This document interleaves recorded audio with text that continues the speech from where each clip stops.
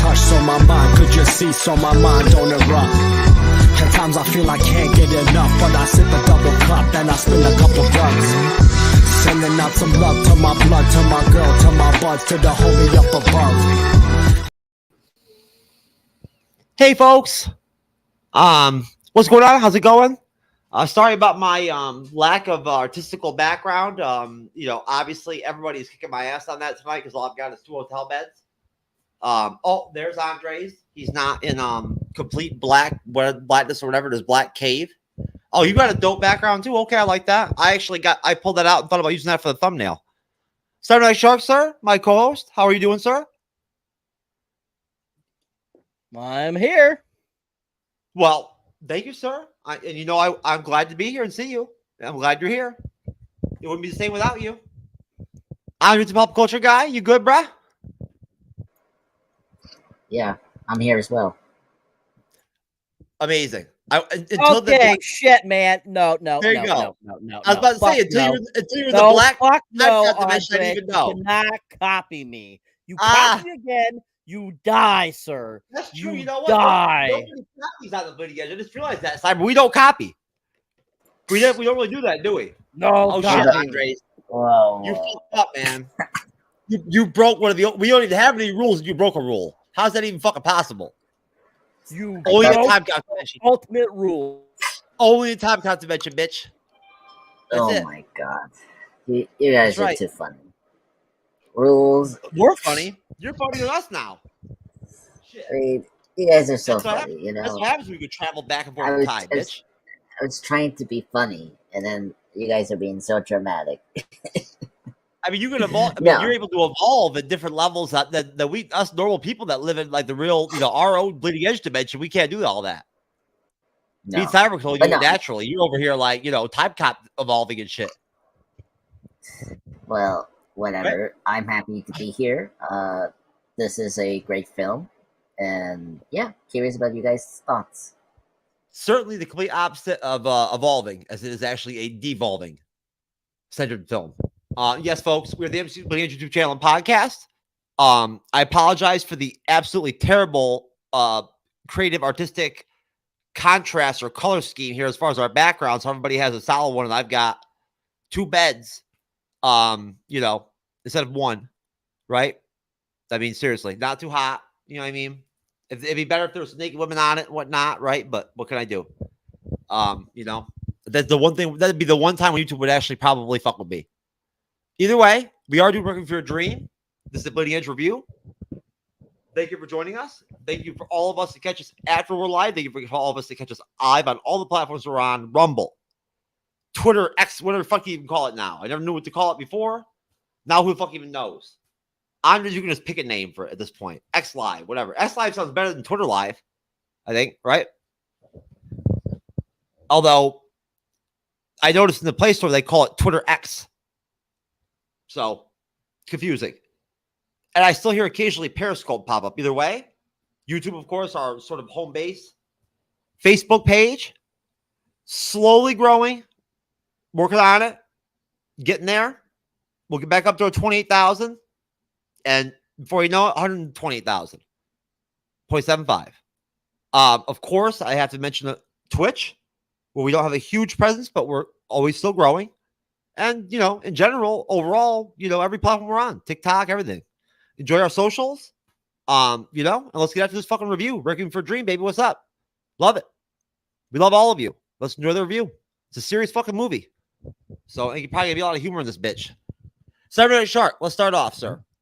Thoughts overall. I guess if you could say maybe just a basic contrast between when you saw it back in the day to now, regardless how many times you watched it, you get what I'm saying. Well, I've only watched it a total of 2 times over my lifetime. The first time I watched it was probably at 28. And now I'm watching it again in my 40s. So, not a huge contrast between the 2 times watching it. The first time I watched it, I thought the exact same thing. This thing is a giant acid trip, this whole entire film. Darren Aronofsky, he's a great director. I think he has made a lot of great films. But this one definitely, I think, was probably, I felt, his weirdest of all the films he's made. So the fact that he really, like, there was so much imagery of, you know, still pictures versus like actual footage itself, that he just kept repeating. And I felt that kind of becomes monotonous for a while there. So it's like, I felt like we kept he kept reusing stuff when he could have given a little more fresh of a take as he went along. So, you know, I think this movie, from then and from now, I think it was just a giant acid trip. That's my first thought. And my final thought of what I thought of the whole film is just, to me, it made me think of a giant acid trip. Well, I guess I must have never took the right acid or something like that, whatnot, because I've never seen refrigerators fucking do anything like that, whatnot, during my acid trips, personally. You know, I did, although, one time see all my friends' faces turn into and become different, like things like animals and shit and whatnot. Like my friend Big Jake became like a an Irish bulldog cop, like a quasi like Irish bulldog dog as a cop almost. But Chad Burdick became a walrus at one point. It was very interesting. All my friends became different people and animals and shit at one point. And then one time I tripped alone solo, which is not always a positive thing to do. I had that old school fucking, wallpaper with the lines and shit, and then they were coming at me. Like fucking, what's it called? The video game film the first time with the lasers that cut everybody in half and shit. Like that. Yes. The video game movie or whatever, whatnot. I forgot the name. But yes, that was intense. I had to cover the blanket up, and thank God somehow I was able to fall asleep. But supposedly it's not easy to sleep during an acid trip. No, folks, I've never actually taken acid though. Wouldn't even know. Anyways, but it wasn't anything like that. Now, of course, Cyberneticshark, you mean by weird just in general that, of course, it's not like a weird film necessarily. It's always shot weird. Like the weirdness of the way it looks and like how the creativity in terms of what, how he plays the shots and the still shots. Well, no, I meant weird overall, the whole format of the film. Okay. All right.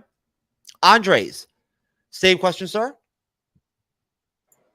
Yeah, so just record for everyone, I haven't rewatched this movie because this movie is very memorable. Like, I mean, you don't have to really rewatch it. Like, Saber brought up the imagery. Like, the imagery in this film is very strong. Like, I mean, the eye I have in the background and his is like very iconic when they start doing the drugs. It's like already sipped into your eye. Like when they start doing their drugs, it's like a very cool, like editing / like cinematic technique to convey the like your senses are getting really high with the drugs they're taking, or the image of Jennifer Connelly in the red dress standing in the the what do you call it, the walk ledge, and Coney Allen, like that's a very iconic image. Like so many iconic image from this movie. This movie is really great. Overall, it's one of the best films in general.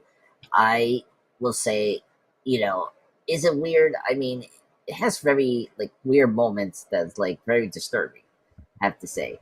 But it's a very dark film, about addiction, about people trying to chase their dreams, but unfortunately they just like completely collapse their dreams with their dependence on drugs. So it's a very dark film. It's not like Seven where you like Seven you can watch it multiple times because of like the details of like the seven deadly sins, the killer, like like the fact that we didn't know the killer was the reporter, like there's stuff to go back to watching the film. With this film you cannot do that. It's like it's a very like roller coaster of emotions. So that's one of the unique things about that. It's not my top favorite Darren Aronofsky films. I like number one for me is The Wrestler. I think The Wrestler is a great film. I will probably put, I think Black Swan. I think I see Black Swan multiple times. This is third favorite, I think, for me in terms of Darren Aronofsky's filmography. I mean, I seen Mother, and Mother was just another movie into itself. But yeah, I mean, Requiem for a Dream, great film. I mean, it's very haunting. It's like a horror movie, but it's a very psychological horror kind of film.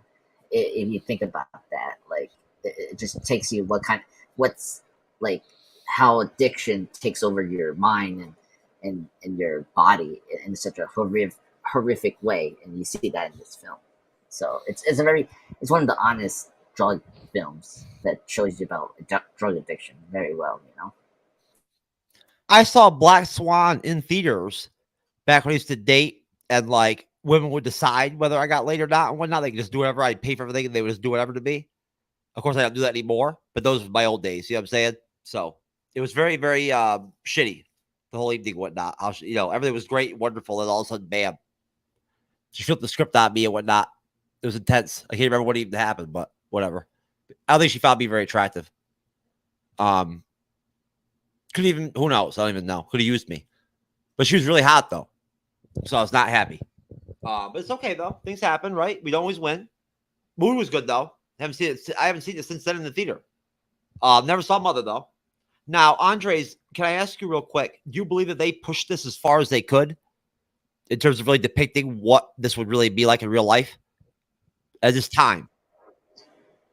I mean, that's tough to say. Yes, because I mean, in fact, this movie is not rated R. Like this is rated unrated because it just like it takes you through the whole thing like head on. So it's definitely that. Because I mean, they don't shy away with a lot of those stuff, which is good. What Cyber was this NC-17? Well, it was it was R when it came out in 2000. Yeah. And then they put an unrated cut on DVD and Blu-ray when it came out later on. Yeah. Which Okay. That's the director's vision of the film, because the rated thing is just for distribution and all that, Oh, okay. So, yeah. You know what? I forgot. I didn't even honestly. I won't be lying to you. I didn't realize you could do that. I thought I didn't. Can you just rate things cinematically in the cinema, and then when you do like your own cut, can you go? No. Like, so. Oh, for the he just unrated, using this. He just gives you basically giving it like for a effect. The MPAA, you give them a cut of the film, they will give you what they rate it. Now, certain studios will call back the movie, have it edited again to get a particular rating to put it out into theaters because there's a wider audience they want to grab. So a lot of films will get an X rating or an NC-17 rating sometimes. I'm sure around this time it probably would have got an NC-17, just like kind of like Showgirls did in '95.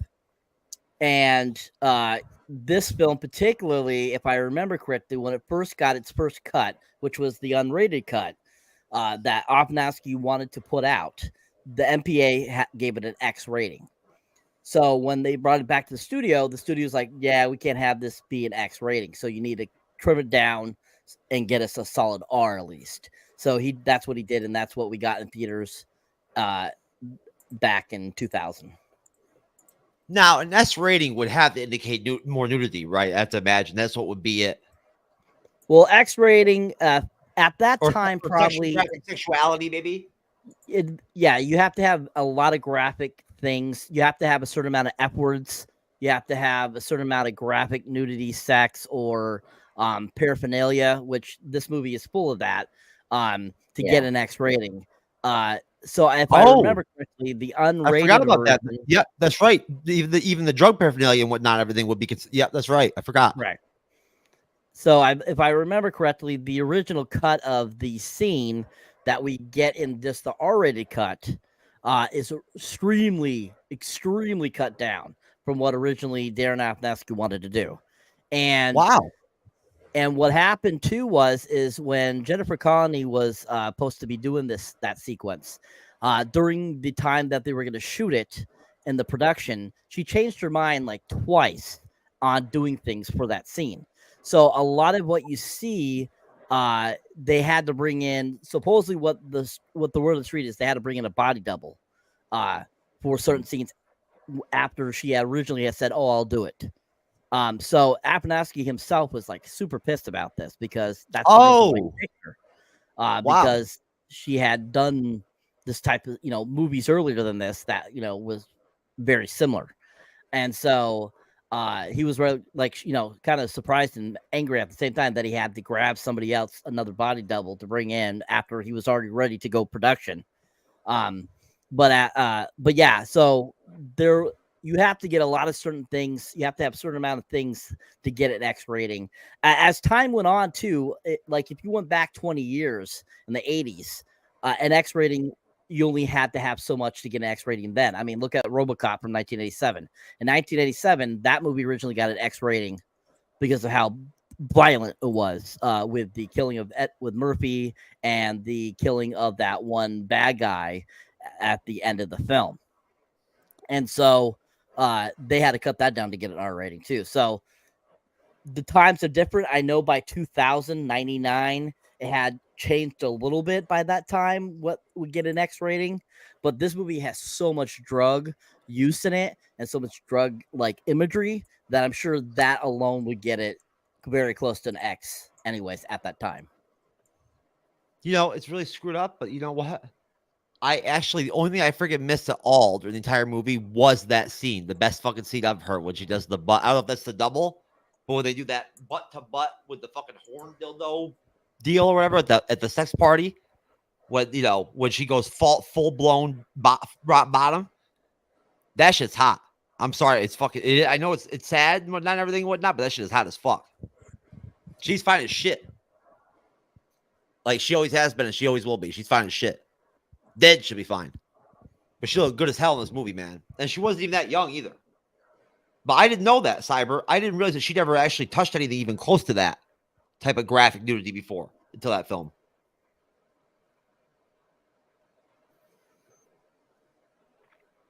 Well, in the early 90s, she did a movie with Antonio Banderas. I believe it was 94, 95. And she was fully naked in that. There was another movie before that she did. She was naked. She's done nudity before. Just not to this graphic scale as what they were looking for this movie. Or sexual wise. Because she did have a sex scene with Antonio Banderas in the one movie. And I mean, it was it was full on like sexual.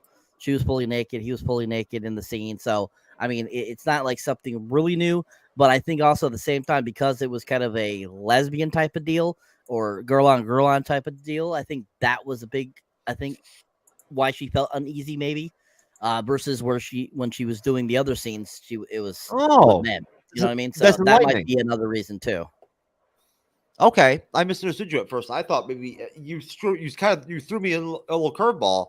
At first, I thought you were saying that basically that she actually was really wanting to get creative with it, right? You know what I'm saying? Like, or whatever. And then when you said that, she sort of like maybe backed away from it, right? Then you throw in the lesbian angle deal, what not being the reason. That all kind of threw me off.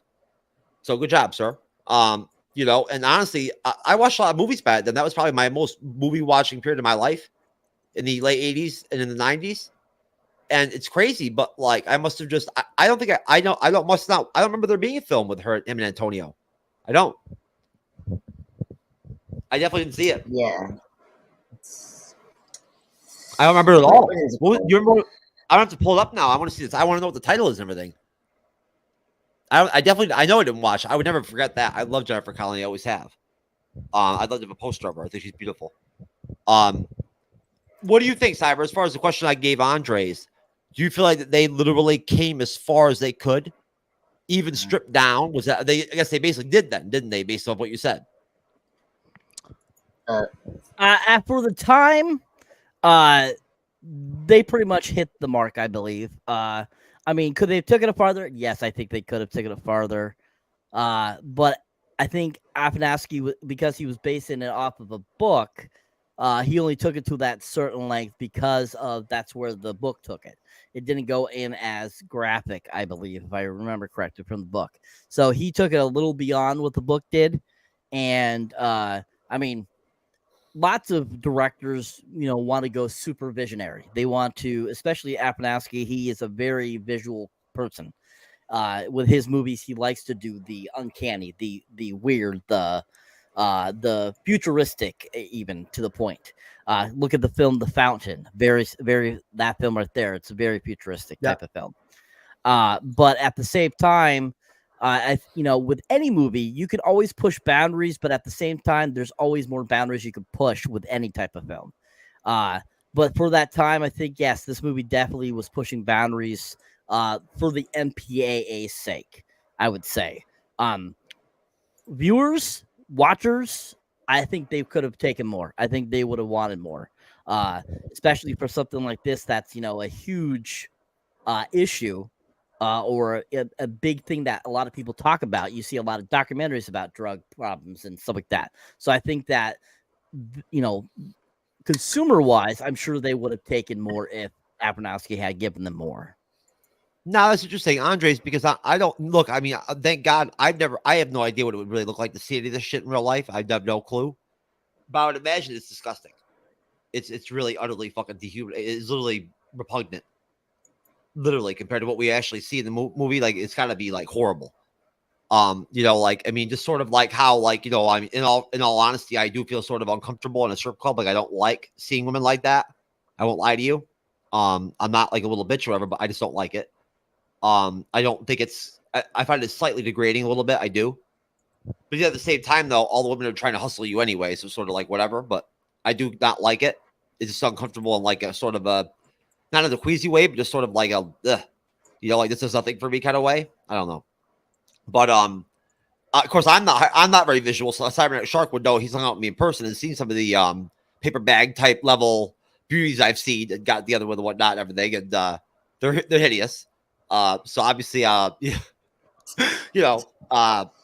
glasses must not been off that day or something, or whatnot, or maybe I became blind partially. I have no idea, but no, I'm not hyper visual. But I do care. I never actually had to paper bag anybody before. I hope I never have to. Andres may have at some point during his time comp dimension years, but who knows? You never know. They actually give you a fetish in 2089, right? It could be a turn on, like positive. Like Halloween meets sex. There you go. Gotta love it. I love the time comp dimension, Andres. Anyways, no, but honestly, in all reality, Andres, do you think you really want to fucking see that? Like, would you want to see the real fucking fucked up version? I have the unrated version for DVD. Oh, They when Cyber talked about, they released the AR version during the 2000s, but then after went to DVD, the studio and Darren Aronofsky agreed to release the unrated version in DVD. So that's the version that you're gonna get. So it's not like certain films you can get the director's cut or the original theatrical cut. That's not for Requiem for Dream. You're gonna get this unrated version. Because that's the version that the director wants you to see. So you're not gonna see the regular version at all, because that was just for the release for the movies back in 2000. And plus, the reason to release it radar is because it's going to be an Oscar contender, especially with the performance by Ellen Burstyn, who plays who was it? Who was Jared Leto's character's name? Harry. Yeah, I think. Anyway, he's no Harry, but anyway, like her performance. Yeah, Sarah. Like her performance of Sarah is like one of the best, I think, like performance I've seen. Like it's really the reason you watch this film is because of her. Like she really conveys that like innocent person trying to chase her dream. You get the perspective of the first time addict, but in a very different way. Like she gets addicted to these like diet pills, which is amphetamine, straight amphetamine, right? Adderall, essentially. Right. Yeah.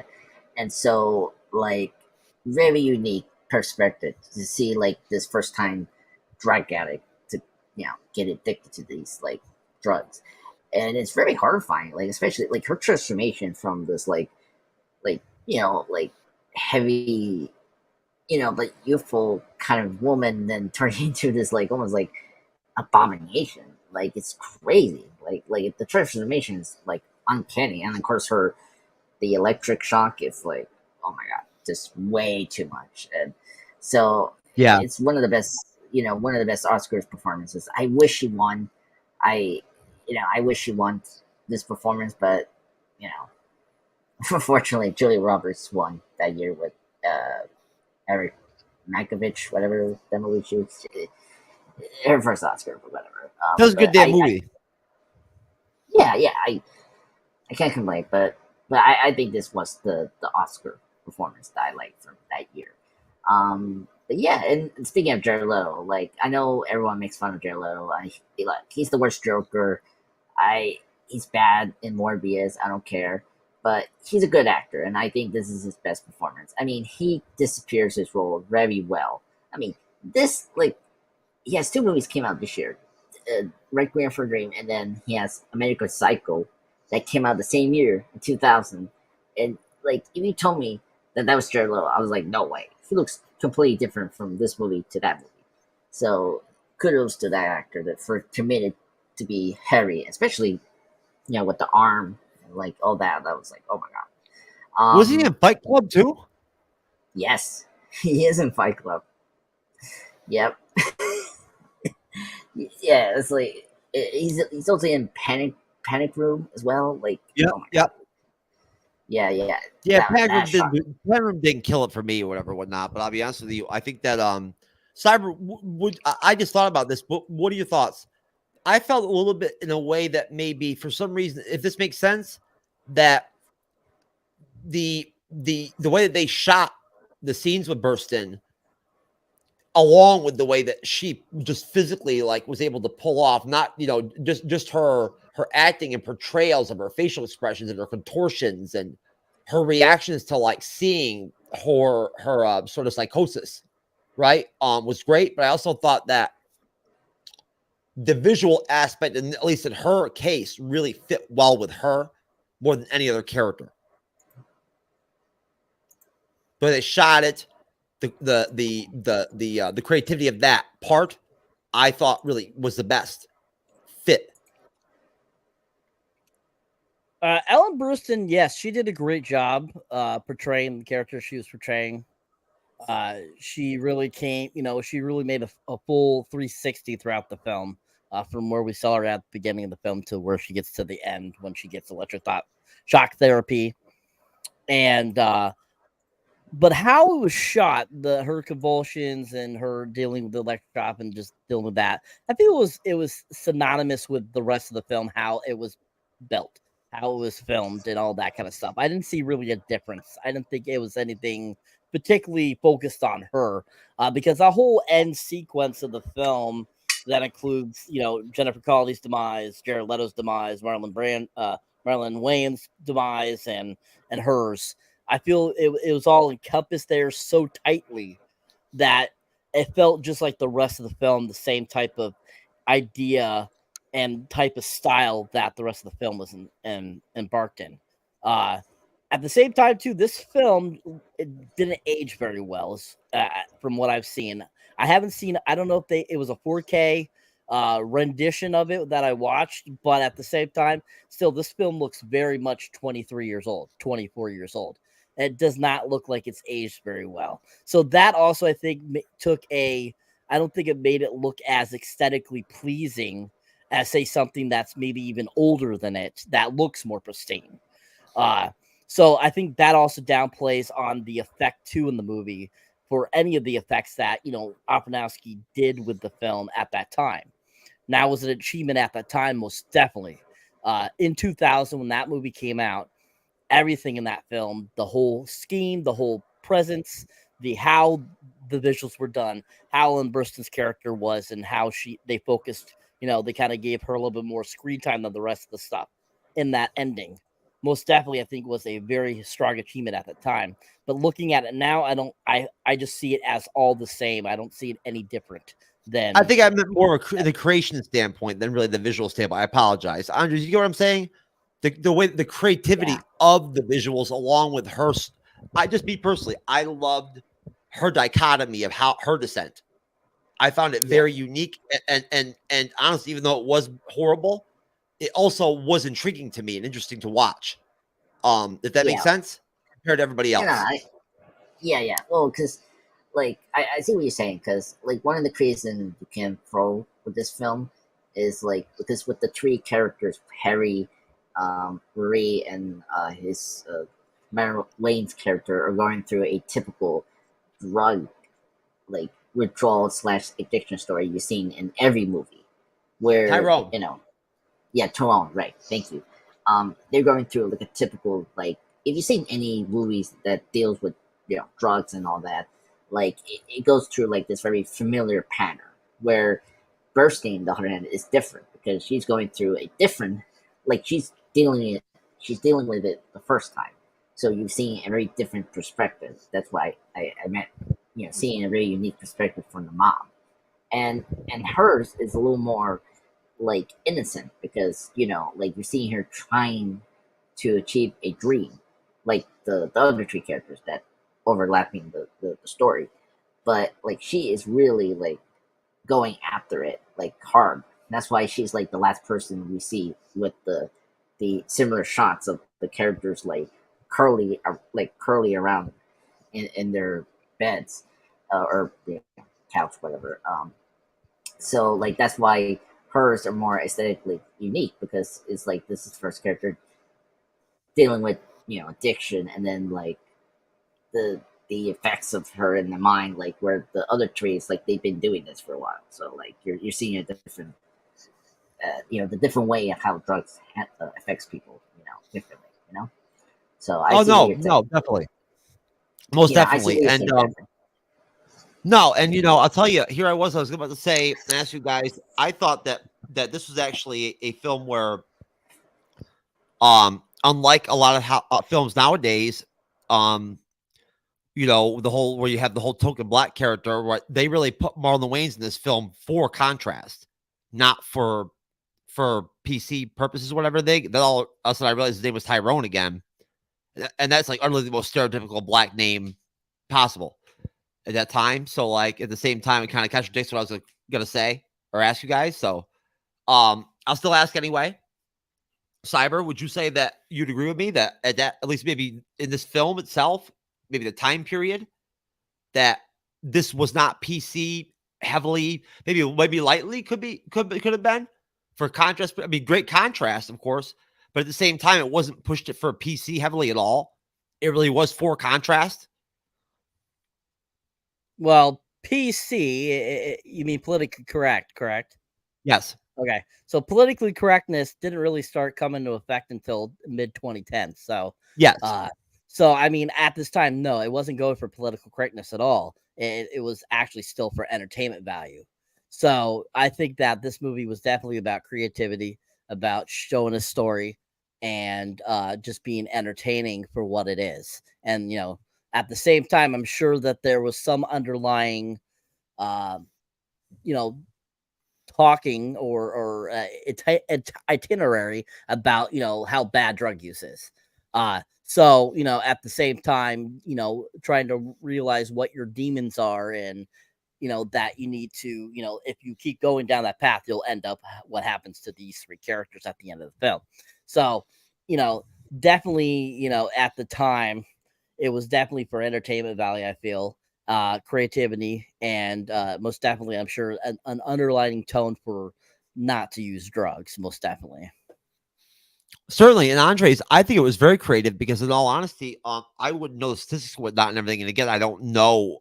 I wouldn't really know, but I don't believe that heroin, for instance, is actually a big out of the sort of like the slice of if you want to come across the different percentages across races or whatever, cultures or whatever, when it comes to heroin addicts.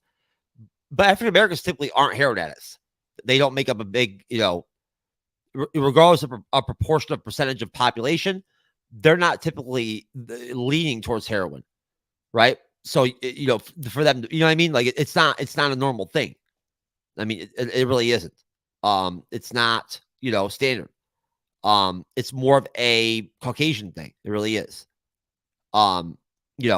heroin is more of an expensive drug to be addicted to than crack is, for instance, or coke, right? It is. So I do all that. At the end of the day, that I found that to be a good contrast, right? That and that would even lend more towards you, Cyber, saying there really, even in the time period that really wasn't, where there wasn't heavily PC influence, it was creativity, probably, if anything, which I like that. I think that's cool.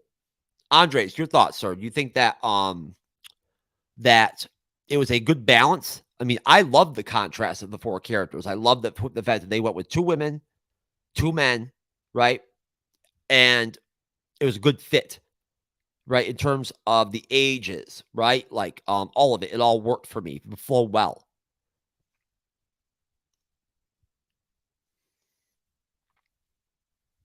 Really? Yeah, funny.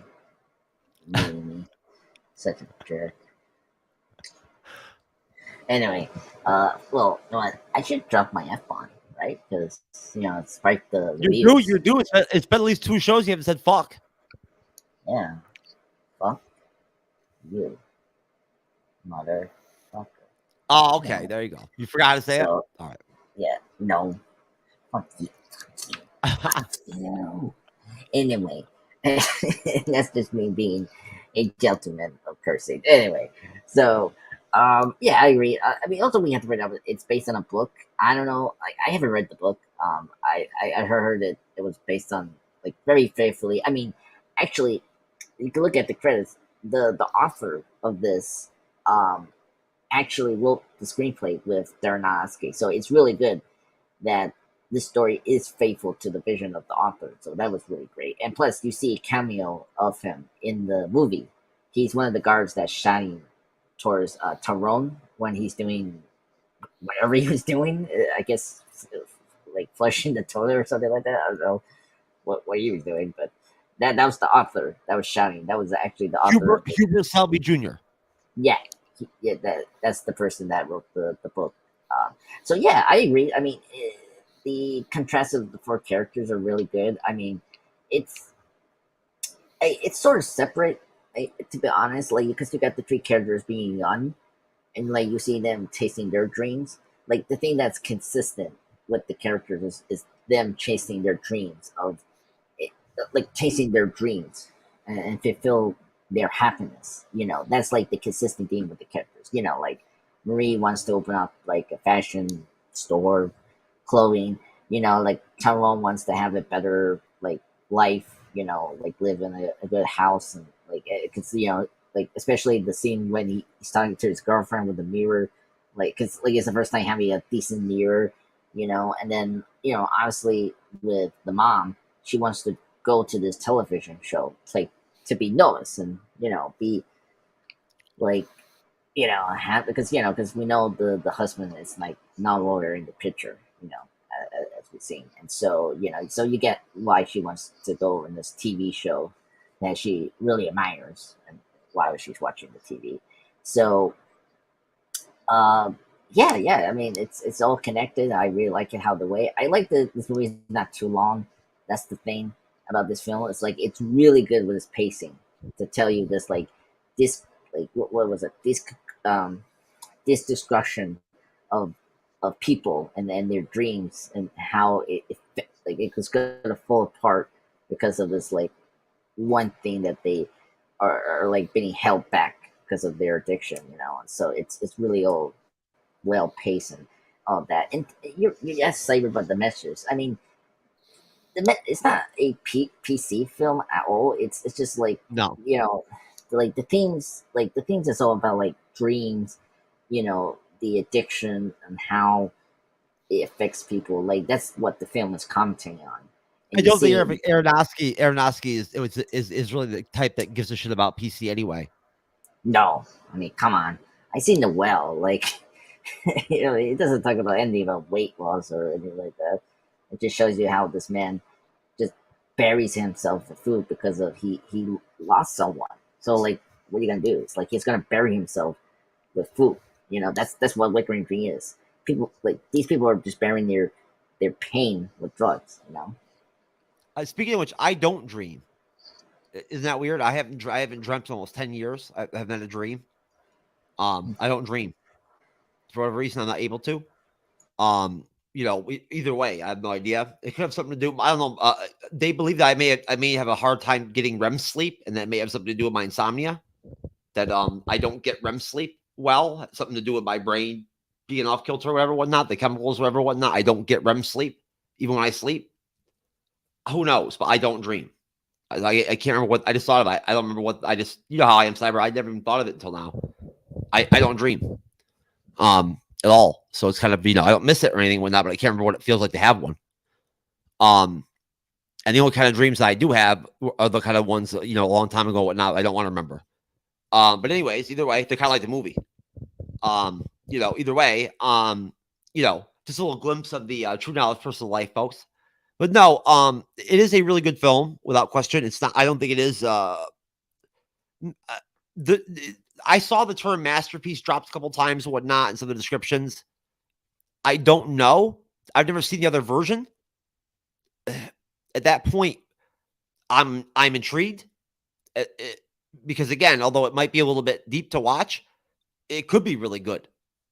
Better, maybe, I don't know. I'd have to see it. It sounds interesting reading the book though, doesn't it at all? I mean, I know you guys, I'm not a big reader.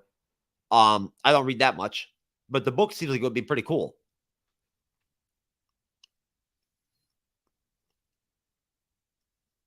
Oh, Cyber, what do you think? Would you think the book would be interesting to read? No. Oh, without the visuals? No, because I mean, honestly, in order to, I feel, to enjoy this book, you'd have to really enjoy things that are about this type of subject. And I think that the book, like I said, the book is very different, I've heard, from the movie itself. And what do they always do when it comes to a book to the movie? They alter a lot of things to make it more palpable for people to watch.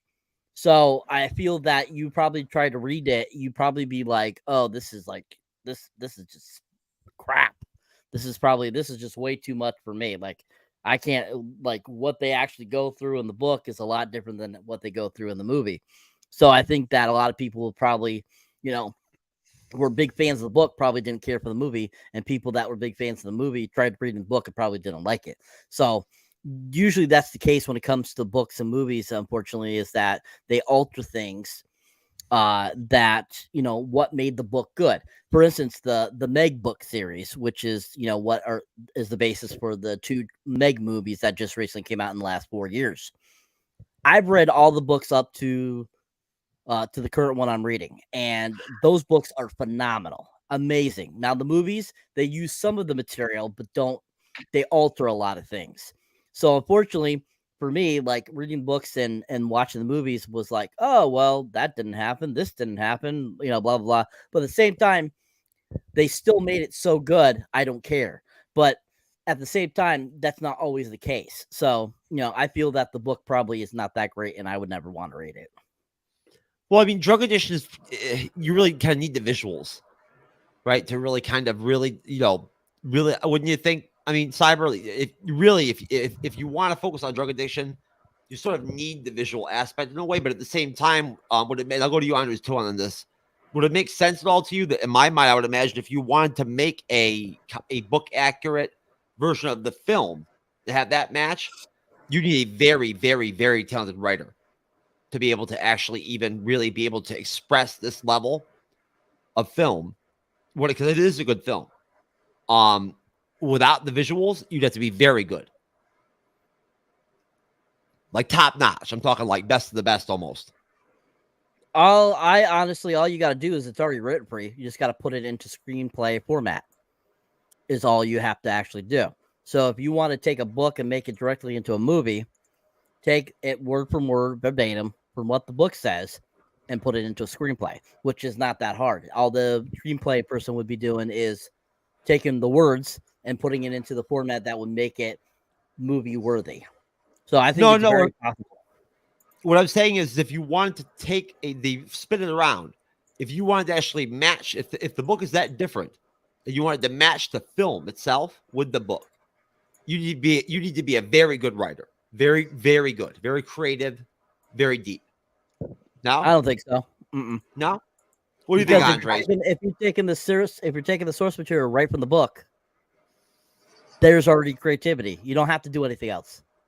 Yeah, it's like it depends on how you do it. Like Lord of the Rings, it's like I mean, we got the director cut for the Lord of the Rings, but like the Lord of the Rings trilogy is based through and through what Tolkien wrote. It's just the difference in terms of adaptation. You're trying to streamline the whole, but like this movie is streamlining a lot of unnecessary plot points that we don't need in this film, or or unnecessary like baggage that maybe is not important to the plot of the film.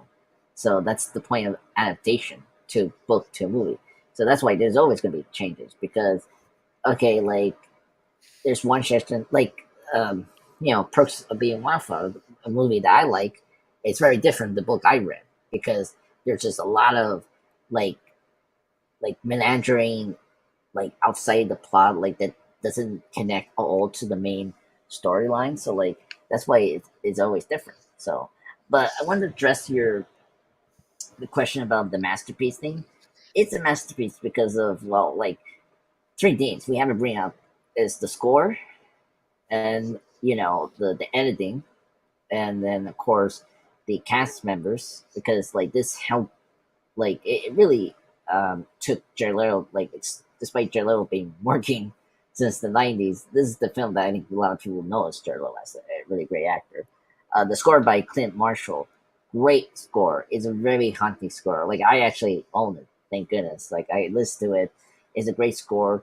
The Requiem soundtrack is like a lot of trailers. People actually use the soundtrack to make it into their trailers. If you pay attention, like if you watch. I'm trying to figure out. I think Lord of the Rings: The Two Towers used the song that you hear from this movie in their trailers.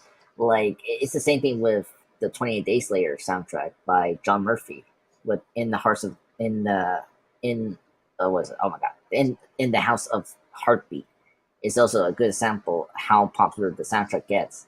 So like that's why like this movie is high regard because of that, but also it's like the performances by the four actors is like really incredible.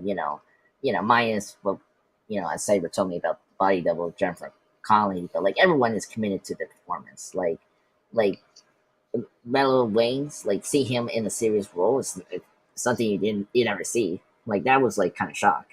Like it's like before Bill Murray was taken serious with Lost Translation, or I don't know, like seeing like a Will Ferrell type being serious. That like that's the like that's why I think it's like it's putting high regard, but also like the editing and like how Darren Aronofsky used editing and like visuals to convey everything. It's very unique, as you've been saying, Jeff. So it's something that you don't really see in like an independent film, and so that's why it's been highly regarded as a masterpiece because all that just comes together so well, and Darren Aronofsky has been doing that since this movie. Like Fountain has this with the unique editing, the nonlinear thing, or The Wrestler is very unique. For his storytelling, or like Noah. Like Noah, I don't know if you guys seen Noah, but that's another film that's like pushing boundaries as this like pseudo sci-fi religion film, like Mother, and The Whale. It just like this movie just pushed the boundaries of what filmmaking can be, to tell a story, So that's why it's highly regarded as a masterpiece. So, and I agree. I mean, I don't like it's just preference. Like if you can handle this dark and this dark and gloomy kind of film, it's up your alley. If not, then it's not your favorite movie. It's not a big deal. It's I just say it like it's my favorite Aronofsky film, but it's not my top film in terms of its filmography. There's other films I think it's better than this film. Well, hey, if you can kick it with chicks that are so ugly they look like the baby from the Seinfeld episode, Yeah, I mean, Oh like yeah, They're like, that baby's Oh my- fucking good. You know what I mean? With that, I just watched the other day. Hilarious. Oh my god, that baby is the most ugliest baby. Oh, the breathtaking scene, Elaine is so good, right? The Oh my doctor God. fucks around and says, calls it breathtaking, and she's like, me? Yeah. And the mom's like, and so you spent the night, right? To the doctor, and he's like, I guess so. And she's like, and then he's Yes. like, and then the mom says again that the baby's breathtaking, and the doctor says, definitely breathtaking. Oh my And god. Elaine's like, what the fuck? Classic, baby, classic. Cyber, I apologize. Did you not enjoy that episode of Seinfeld? What?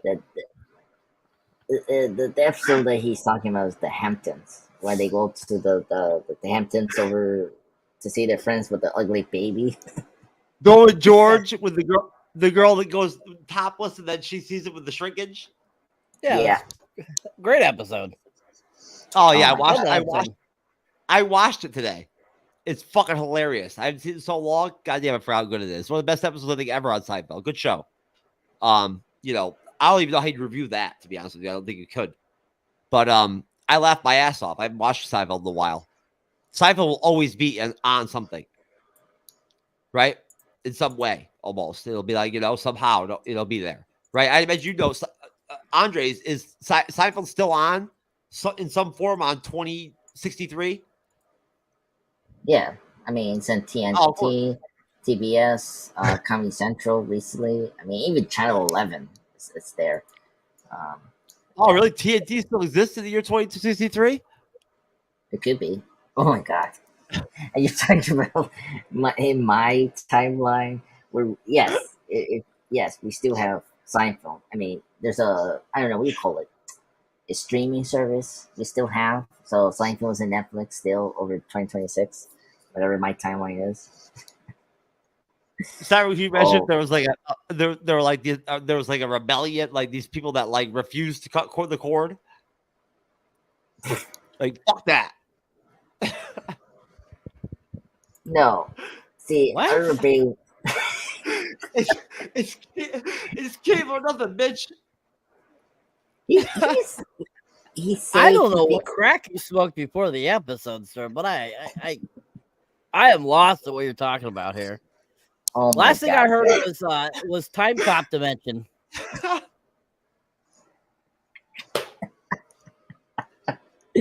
Oh my god.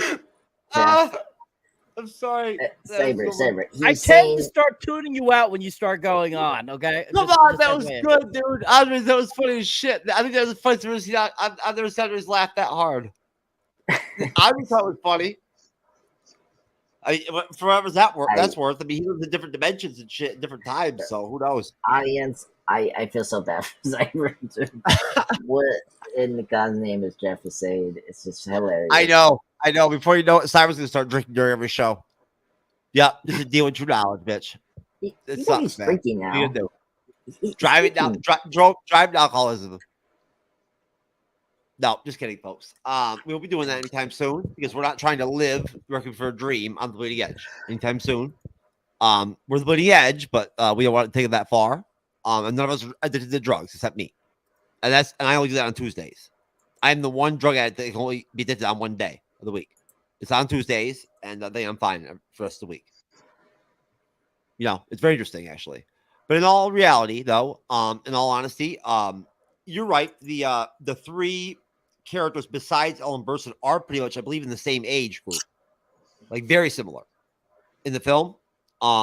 If I have to guess, I'm not gonna look it up, but I think they are routinely, even though they're different in age in real life, the actors and actress, I believe they are around a similar age group. What, like their mid-20s, late 20s? Yeah, that's They what. never really say it. No. I mean, you know, like, I don't know. This one I will disagree with Cyber. Like, another thing that makes this film like hold up at least well is this timeless kind of feel. Like, you don't know what time period it's actually set in terms of like the movie. Like, you don't get a sense this film is coming out at like it didn't come out in 2000. Like, there's nothing to like show you that it's in the 2000 year. Like it feels like it could be any time period or a year before this film was released. Like there's a sense of timeless feel to it. Like almost like it's kind of like the Batman '89 film. Like you don't know what year Batman '89 film takes place. Like it feels like it's in the mid 1940s noir kind of sense, or like Seven. Like Seven, like you cannot tell what like the fact that we don't know the city.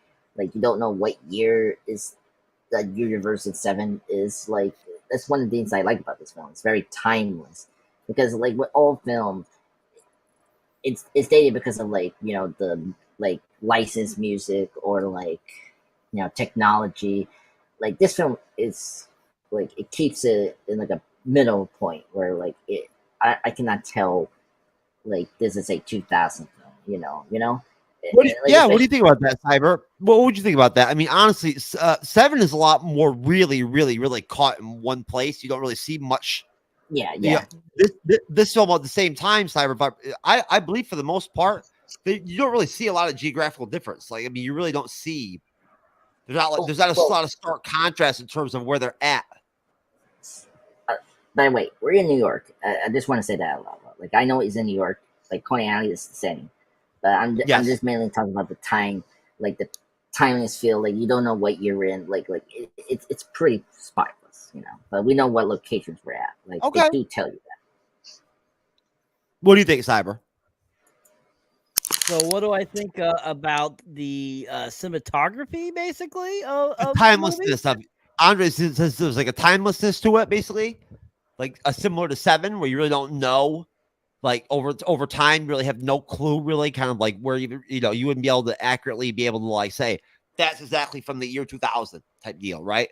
I mean, definitely it has a feel of like a particular time frame.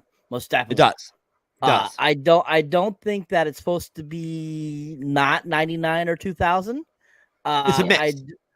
I think it's a mixture of the two, but it definitely, even though they don't say that it's not either of those years, just by the clothing they're wearing throughout the film and just all the things they were into and stuff like that, it was still that set period of time that they were filming this in. So I think it's still supposed to be contemporary, but the style and the film that they used made it look almost dated to a point. Hence coming back to that, it has not aged very well over the years.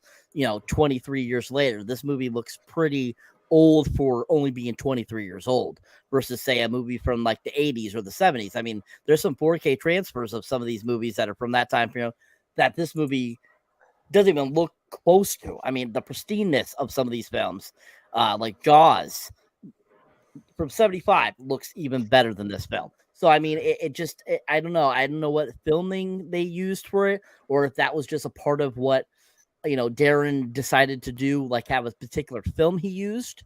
But it definitely feels like it has a very grainy feel to it to make it look like it's older than what it's supposed to be at the time.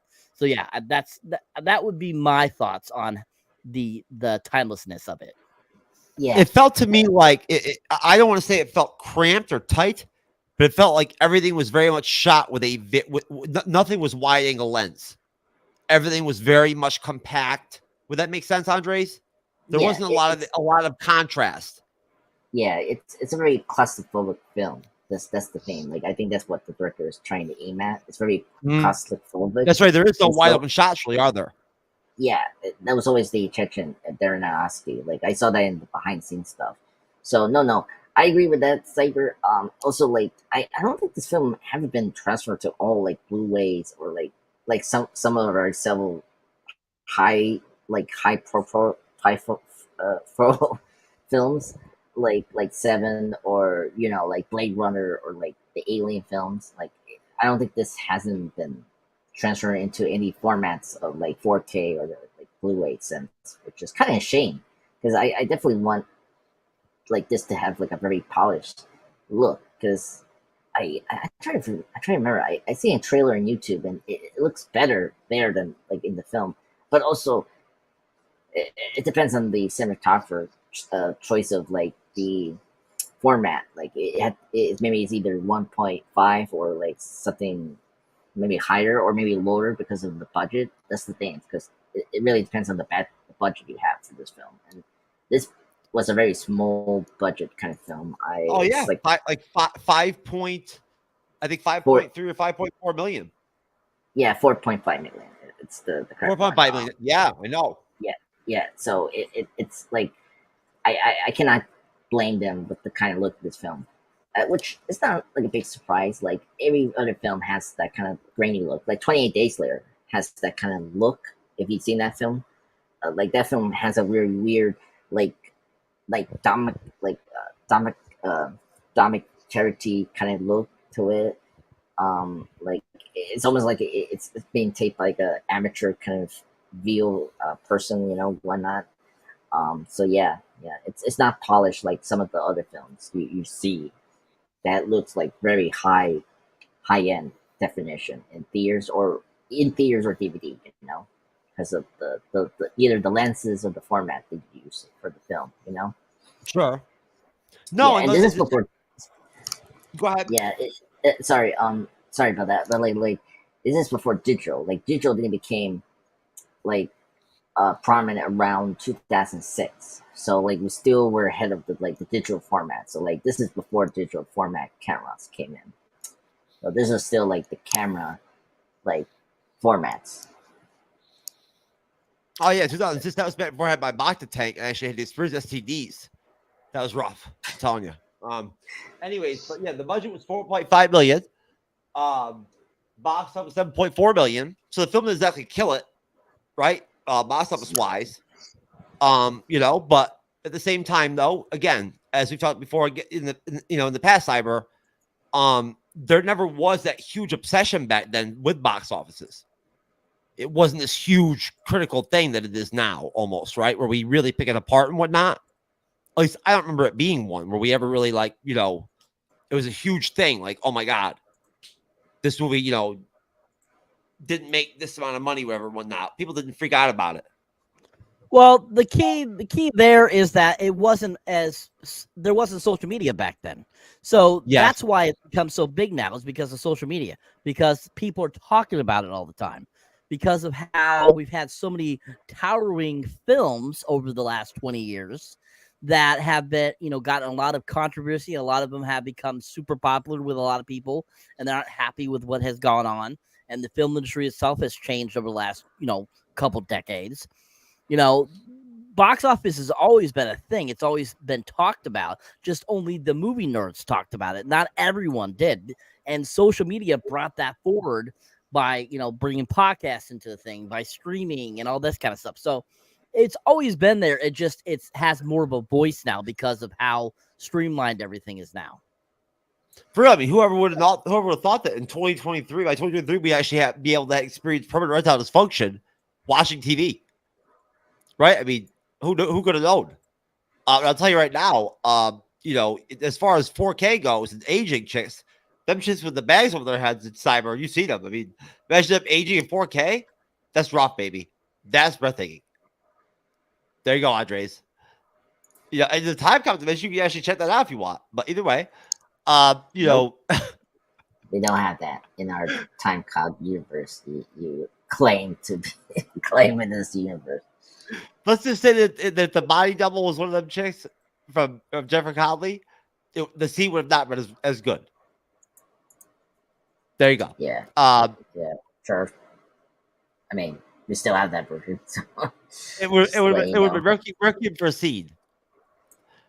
Anyways, now accolade wise, before I go look, I'm going to ask. I knew about Ellen Burstyn. I don't know.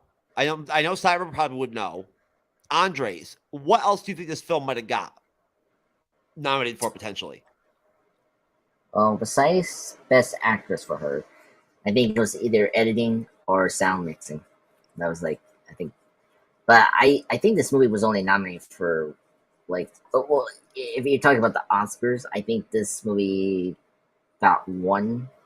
That's for Ellen Burstyn, but I don't know. I'm a little hasty with the nominations. Okay. Cyber? Yeah. Cyber, what do you remember?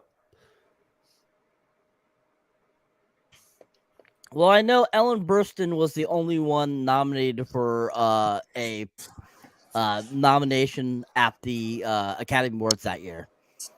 She was nominated. She did not win, but she was nominated. Yep. And I think it got nominated for a few other awards over that course too. I mean, a few of the other big ones, the Golden Globes. She was also nominated. You know, I think that it also the AFI Awards. It won for Movie of the Year at that one. Some of the smaller ones, like the Awards Circuit Community Awards, it was nominated for a lot of things and won a lot of things. But yeah, for Academy Awards, just the one nomination, and it didn't win. I find this interesting. From Wikipedia, under editing, as with Aronofsky's previous film, Pi, montages of extremely short shots were used throughout the film.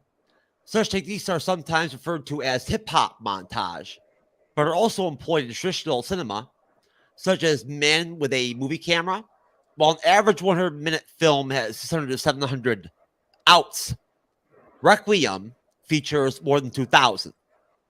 Split screen is used extensively, along with extremely tight close-ups.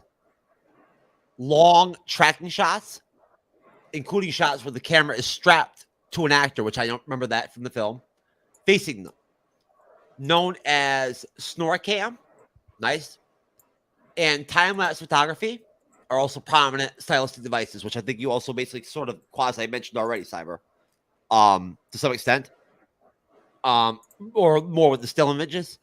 But music-wise, the soundtrack was composed by Clint Mansell. The string arrangements were written by Pulitzer Prize-winning composer David Lang, who I know of. I'm sure you guys have heard of him.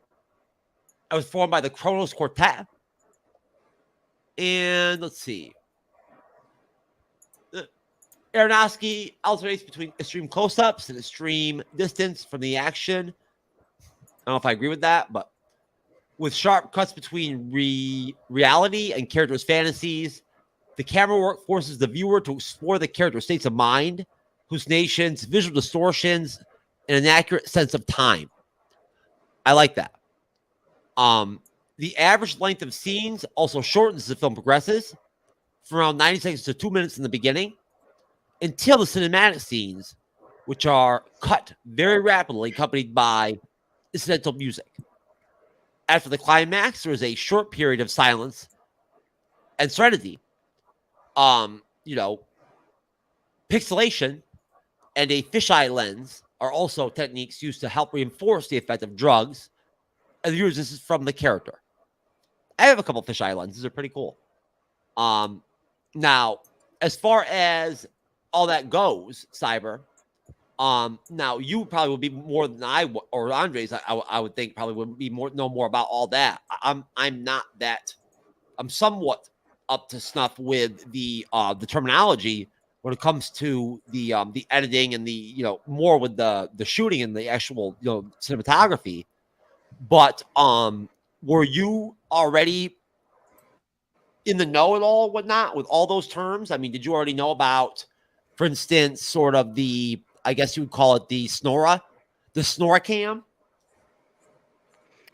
I've heard the terms before. I've heard the lingo when I've watched documentaries. I've watched the makings of and stuff like that. I've looked up Darren Aronofsky's stuff before too as well, and they mentioned those types of things. And I mean, Darren is one of those types of people. He likes to use all kinds of different types of things for his films. He likes to keep it very organic, but at the same time, he likes to add a whole bunch of things to make it very different and keep it in his spectrum of what he likes. And so a lot of those things, those technical terms and like that, are stuff you learn as you actually film and as you actually do that kind of stuff. But for those, for anybody that's just a movie watcher or something like that, they're probably, some might know, some might not know. But at the same time, if you do research, if you are huge into that and want to learn more about the industry, then you're going to learn more about that stuff. So it doesn't surprise me that he uses a lot of those terms and a lot of those types of, shooting type of deals for his films, because you can see it when you look at his movies. There's a lot of those particular things in his angles and his cuts in his vision of his films. The one film that I think shows that the most is The Fountain. The Fountain is one of those movies that he uses pretty much every single technique you can think of all at once in that film. And if you get a chance to rewatch that film, look at how he uses certain angles and how he does things, and those terms will start to be a little more clear to what they are representing. Yeah. You know what? Also, I have no. Oh, go ahead, Andres. I apologize. yeah, no, it's okay. But also, if you've seen other directors, like a good example is Michael Bay, he uses those kind of fast.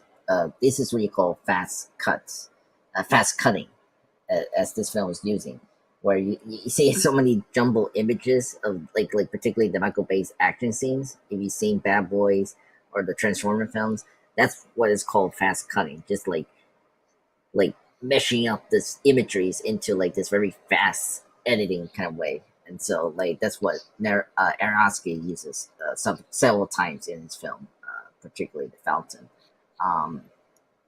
But yeah, this I just wanted to bring that up because some directors use that. I think Moulin Rouge, the Buzz Luhrmann film, also used fast cutting, like rapid like editing. That's common with Luhrmann's editing and all that. The Saw films, like if you've seen the first Saw film, like that has such a fast cutting because, well, they used it because they didn't have a huge budget, so they use fast cutting to like make the scene seem like it's longer. Like if you've seen the chase scene in Saw with Donald Glover, because they didn't have like a huge budget to make a chase scene, so like they just used the editing to make the sense that it was fast than it really was in real life. But yeah, so that's what like those kind of editings that Aronofsky uses in his films, or very vast of the other directors in Hollywood use. So Let me ask you a question, Cyber, and I'll go to you, Andres. Now, in terms of as you compare time periods, right? Just real quickly, when it comes to these type of different techniques, obviously we all know we've evolved technologically as we've gone. Clearly, that's a simple, commonsensical thing. Now, at that point, would you say that maybe Cyber? Would you maybe possibly hypothetically maybe be more impressed, or be find more praise for maybe something from like say the 50s, hypothetically, right? Where maybe you're not as you don't have as many options with lenses, right? There aren't as many things are more simple, right? You don't have as many tech toys to play with. So you're limited a little bit in terms of the ability to actually cinematographically create, not as well maybe as you can possibly 1999 or 1980 or 2020. Now, what I'm asking you is basically just at that point, if you're watching a movie from 1950, right, and it's sort of maybe, of course, it's going to not look quite up to 4K value compared to like 230, K. But do you feel like it's very, it's something you just basically just accept and you don't really even contrast or compare, or there it doesn't even you wouldn't even feel the need to even me to ask this question, or do you feel like there's any mirth to the thought or the question of, is it harder to create back then, right, and pull off something that might not look to kids nowadays all that impressive, but to us maybe more. And of course, with all the technological advances, but maybe it was more creative even, right, than people are doing now, right, that we think are super creative with all these tools. Does that make sense? I think I get the gist of what you mean. I honestly think that movies before CGI were far more technically advanced than the CGI products are, because they actually had to build the sets. They actually had to build the monsters. They had to build the villains. They had to build everything. So I think those in general, I think that they're far superior than anything in the last 30 years. And unfortunately, you know, there are some movies that could use some CGI to make them look better. But I think that overall, movies from, you know, from starting back, you know, in 1903 with, you know, The Man on the Moon to up to, you know, today's standards, those films were so much more entertainment and so much more unique because they had to build things, because they had to put the effort in. Whereas with, you know, CGI, unfortunately, you have to just put a program in the computer and then design it from there.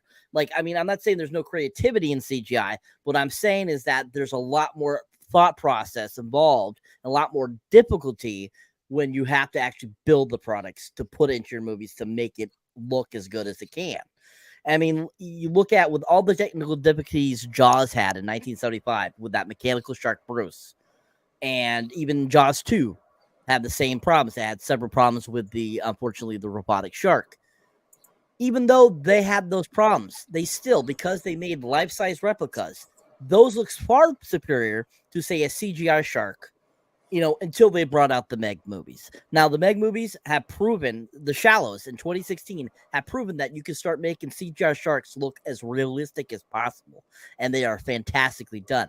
But I think if you were to do that with Jaws back in 1975, it would not have the fear factor it had like it does today.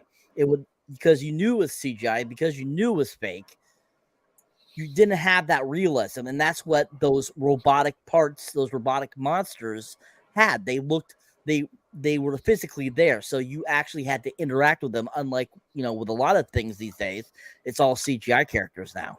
So I mean, it's unfortunately, the answer to like all over your question there, yeah, I think that even if they had technologies like they do today back then, I still think doing the way they did them is far superior than if doing it today.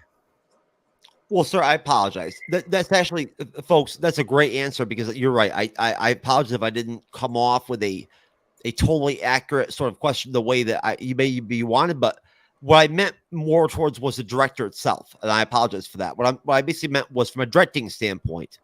But you're great. You made a good point, though. I didn't think about the fact that things were much more organic and more equal and distributed back in the day, to where with a director they had to rely more, probably, if anything, on the team, right? Like they had to really deliver, if that makes sense, right? I mean, you know, like not that they don't now, but they did it more organically back then, like you said. No CGI. Well, Director wise, the same thing. It was better back then. yeah, it just really depends on the movie itself. For me, I agree with Cyber, but for different reasons. I think the effects have been good since the CGI revival, but I don't like it when it's been I don't like when the CGI is being abused and they're just using it to like not spend so much money on practical things. You know, like the reason that I love Christopher Nolan, reason I like Christopher Nolan as a director is because he used practical stunts and effects to make the story in the film look real. But he does use CGI in some areas that he needs to do to cover it up, and it looks seamless. Like the football stadium in Dark Knight Rises, like half of that is CGI in placement. So, like, Yes. it looks like very seamless and looks real when you see the film. So, like, that's my thing. Like, if you look at like all like here's a good example: the MCU, Guardians of the Galaxy films. They look great. Their special effects, costuming, the creature effects, they all look great. That's what I like about the Guardians films. And they are a good example of how to use CGI with practical things. Where you look at Ant-Man 3, that's like a good example of every studio now are just abusing the CGI or whatever like new technology to just, you know, to just do this thing and like don't care about like the environment that you're trying to make the audience believe that this is real, you know? So that's my issue with CGI nowadays. Like that's why the MCU films are like just some of them are just look so bad, like Thor: Love and Thunder, or Ant-Man 3 and stuff like that, or Secret Invasion. We were that show again. I don't think there was anything positive about Thor: Love and Thunder, other than the fact that it ended. Right? Yeah. You know? That's why I like David Fincher. Like if you wanted to bring Seven, like he really likes to use new technology, and like half his films he used CGI. Like Panic Room has a when you see like looking through the house like that, it's like half CGI or like like green screen stuff like that. He used all that, and it looks seamless in the film. So yeah, so like David Fincher is a good example of a director using CGI and special effects in a good way to tell the story. That's the thing. But other filmmakers or studios they spend money for just like showing off like how big this movie is, and it's like no one cares. It's like come on, like look at the Flash. I love Jodie Foster. I haven't seen her in film in a long time. Now I don't know. She may have popped in something here and there recently, the last couple of years, but I haven't seen her in a while. But I've always loved her. I just realized it wouldn't be bad to review one of her films. She's a great actress. I've always loved her. Science of the Lambs. Yeah, Silence of the Lambs. You're right. Holy shit, I forgot all about that. I even like the second one. What was it? The Red Dragon. Hannibal. Yeah. Red Dragon's the third one. Oh, okay. With Julianne Moore when she played the character, I thought she did okay. Yeah, she wasn't Jodie Foster. Yeah. I mean, look, Julianne Moore, great actress. But you cannot beat Judy Foster in that role. No. But Julianne Moore. Julianne Moore was in Hannibal. Yeah, not Red Dragon, Jeff. Yeah. Okay. Yeah, Red Dragon is a prequel to the Hannibal series. Oh, that's right. No, I mean, I've read the books. I read Red Dragon and whatnot. And everything. Back when I was more of a reader, I read all those books. I did. They're good books. Oh, really? Yeah, they're actually really good. I've never seen the 80s or whatever version with the actor from CSI. Yeah. It's directed by Michael Mann, who directed Heat. It's a very fascinating film. It's good, but it's no like it doesn't try to be a psychological thriller. Like it tries to be like a very like noir, like techno, like it was like Miami Vice meets Heat, but that's not the kind of film that the Hannibal Lecter films are. Like it's more horror, psychological, and that film doesn't do that right. Unfortunately, sure. And something just popped in my head. Cybers, I remember mentioning us. We've talked before about about actor pay, right? And its influence on budgets, actors, how much they're making in the budget. Now it's such a small budget, right? Now, if we go by that same formula, you figure of doubling, maybe, or like maybe doubling plus a couple points for now to the to 19 to this time period. Roughly, I guess. So you figure, at that point, close to 10 million, maybe at the box office, for budget, right? At that time period, would any of these actors, would any of them really have pulled down? Would Burstyn have been the most highest paid actor or actress in the film, pretty much? I think Leto probably did at the time, especially because he was just coming off of Fight Club at that time, and he was getting pretty big numbers, like being in TV shows at the time too. He also was an urban legend in '98, so I mean he was a big commodity at the time.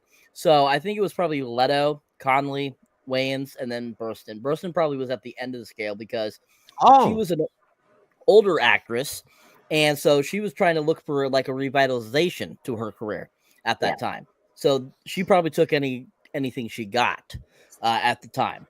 This movie was made for $4.5 million in 2000.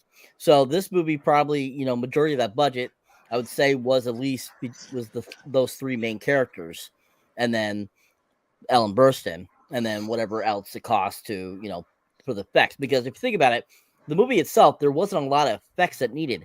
Wasn't a lot of places they went. I mean, they went to a couple places, but it was all within the same area. So, I mean, the sets weren't going to be anything extravagant. And so, like we said, earlier, that he used a lot of the same imagery. That's probably another reason why we saw a lot of that same imagery throughout the whole entire film, too, when they do the cuts.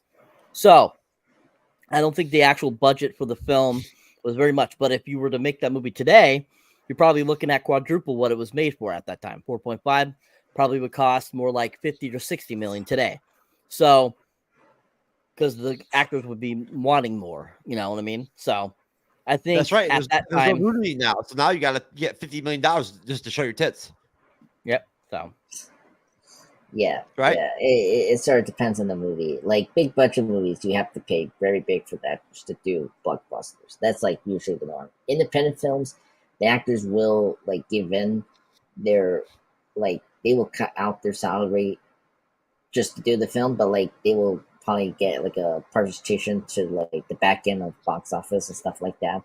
So yeah, for this one, yeah, like the three young actors would probably were the highest in terms of pay, where Burstyn was, I mean, despite she was in films like The Exorcist, the original, and all that, yeah, she was, older actress, and she hadn't done really much during that time. So this film was a good comeback for her. Certainly old. Most definitely old. I must tell you too, also, of course, that the whole dichotomy of the take anything you can get, very much it's heavily a premise of the whole paper bag of the woman, chicks that I usually get cyber. You know that, of course. I have like that how we like to tissue here on the bleeding edge. And also again, probably some chicks although have to pay to be in the films at that point instead of getting paid naked. But as I digress.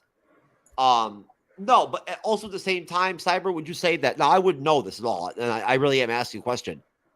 Are people as privy to wanting to take pay cuts now in Hollywood to be in films, just to be in a good film, or work with a certain director or whatever, whatnot, everything and whatnot, or because maybe they see the potential in it, right, or whatever, or they are more creative.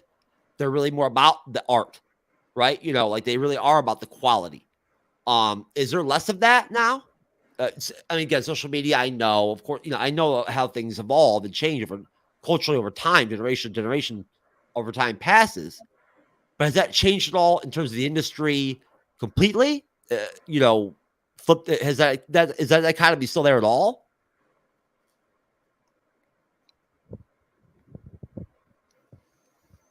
In terms of actors being willing to take pay cuts to be in good films, to work with certain good directors, and whatnot, is that still something that's being done?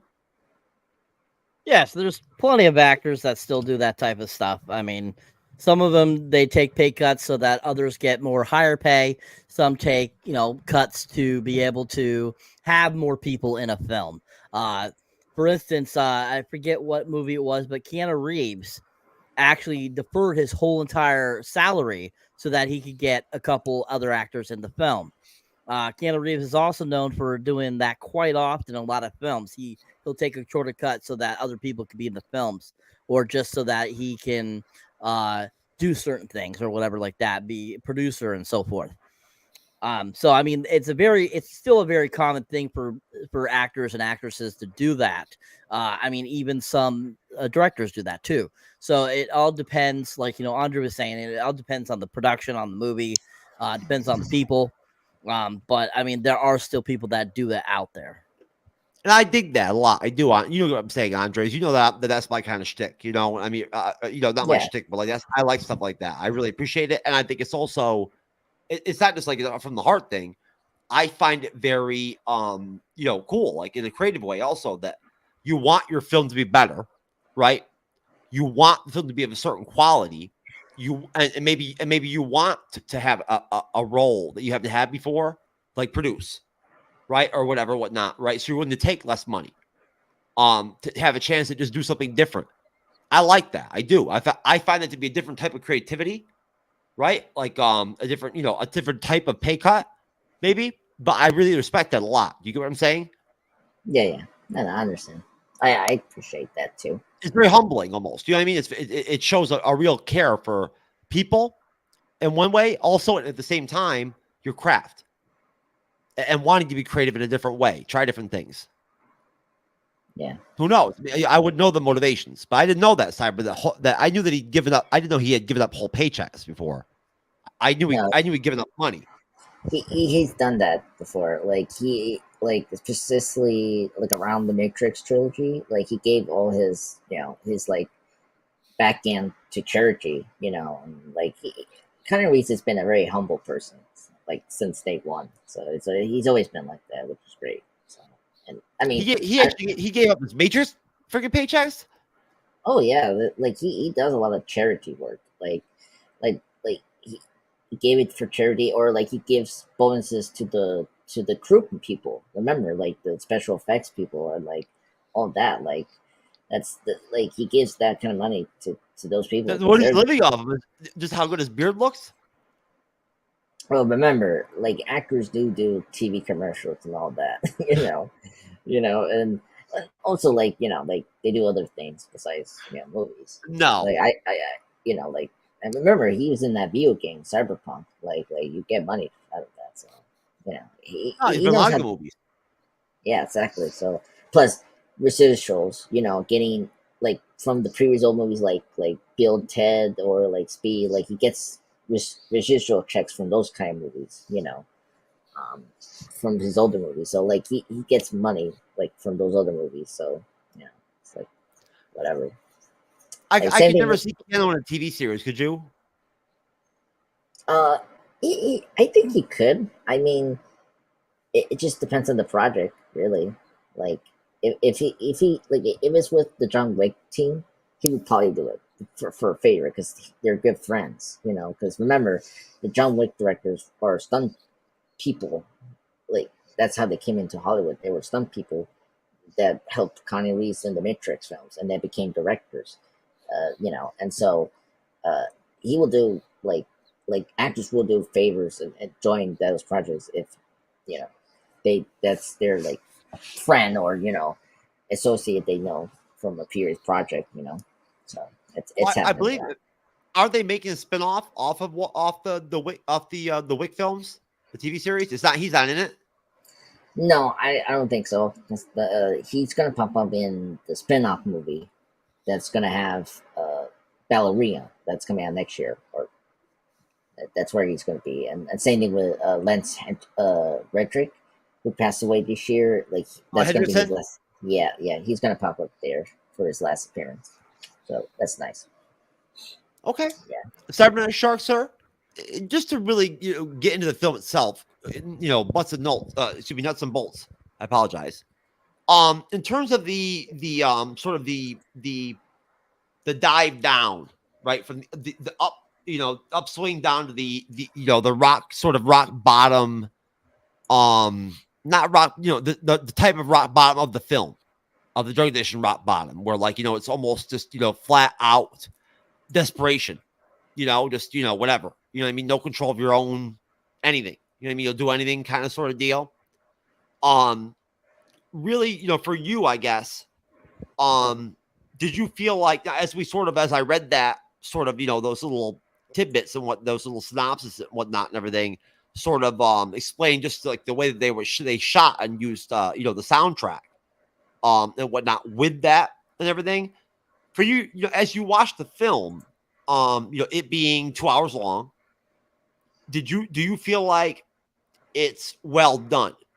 How they start from the up to the bottom, does that make it more of a masterpiece to you, as some people call it? No, I don't think it's a masterpiece. I think it's an okay film. It definitely, I mean, it has its intro, its middle, and its end, most definitely. I think the beginning soundtrack for the credits is the best music in the entire movie. But at the same time, I mean, the from the beginning to the downward spiral, you just see them going crazier and crazier and crazier throughout the film. So I think that, Aronofsky did a good job of showing the deterioration of what this could do to somebody. And I think that the movie did that, decently, showing starting at the top and getting to the rock bottom, most definitely. Would certainly be easier, Andres, right, to just do it with one actor, right, or two, than it would be with four to pull off that up and down. Yeah, it depends. I think I enjoy it more with a group than one person, because with one character, it's like, it's more frustrating because they don't learn their mistakes, and like especially if you have friends that try to push you to recover and all that, it sometimes goes either way.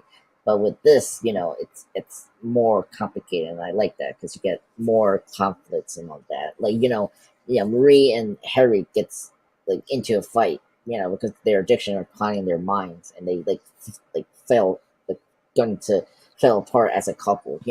So there's a lot more interesting things to do with four characters. It's just how you execute it is very well done in this film with four characters.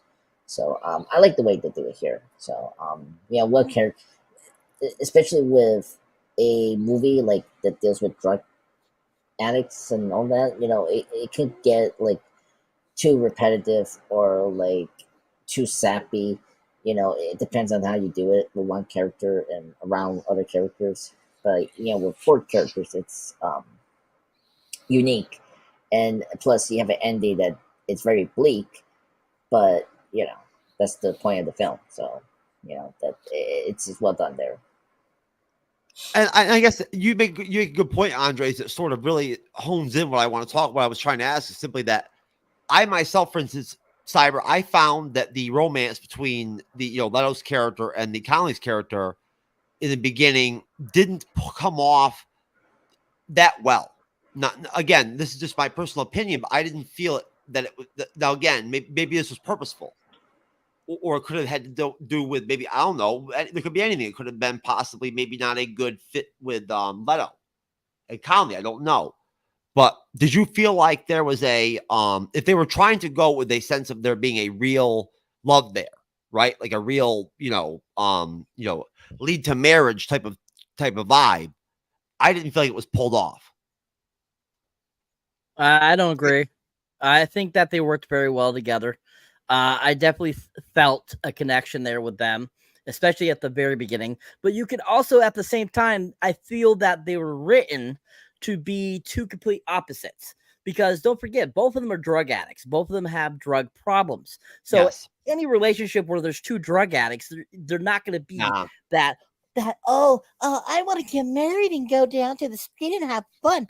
Nothing like that. It's going to be like how they made it. And that was very realistic, because that's how usually drug couples are like. They're both at other ends of the spectrum, and they try to do the best they can with their love. They are lovey-dovey and stuff like that, but at the same time, because they're drug addicts, they're not 100% going to be in it completely to a point. And as you see throughout the film, Jared Leto's trying to clean up. You can see that he's trying not to do it as bad. He's trying to get better and not be this drug addict, and try to help her at the same time, as we see throughout the film. So he's not as bad as he is at the end of the film at first, but because of that relationship with Connelly, he ends up becoming more and more doing more drugs because of her addiction as well. So that probably is why you're getting those vibes, is because they're not supposed to mesh completely together like a couple that's going to get married. They're supposed to be like that and act like they don't really have a relationship, but at the same time they do. Andres, do you think maybe that, I just thought about this, possibly that would be the dichotomy where maybe focusing on the couple themselves in the film being drug addicted, right? If that makes sense, would maybe work better, maybe, right? If in terms of the sexuality, right? The sleeping with other people for money type shit. It's one thing to cheat.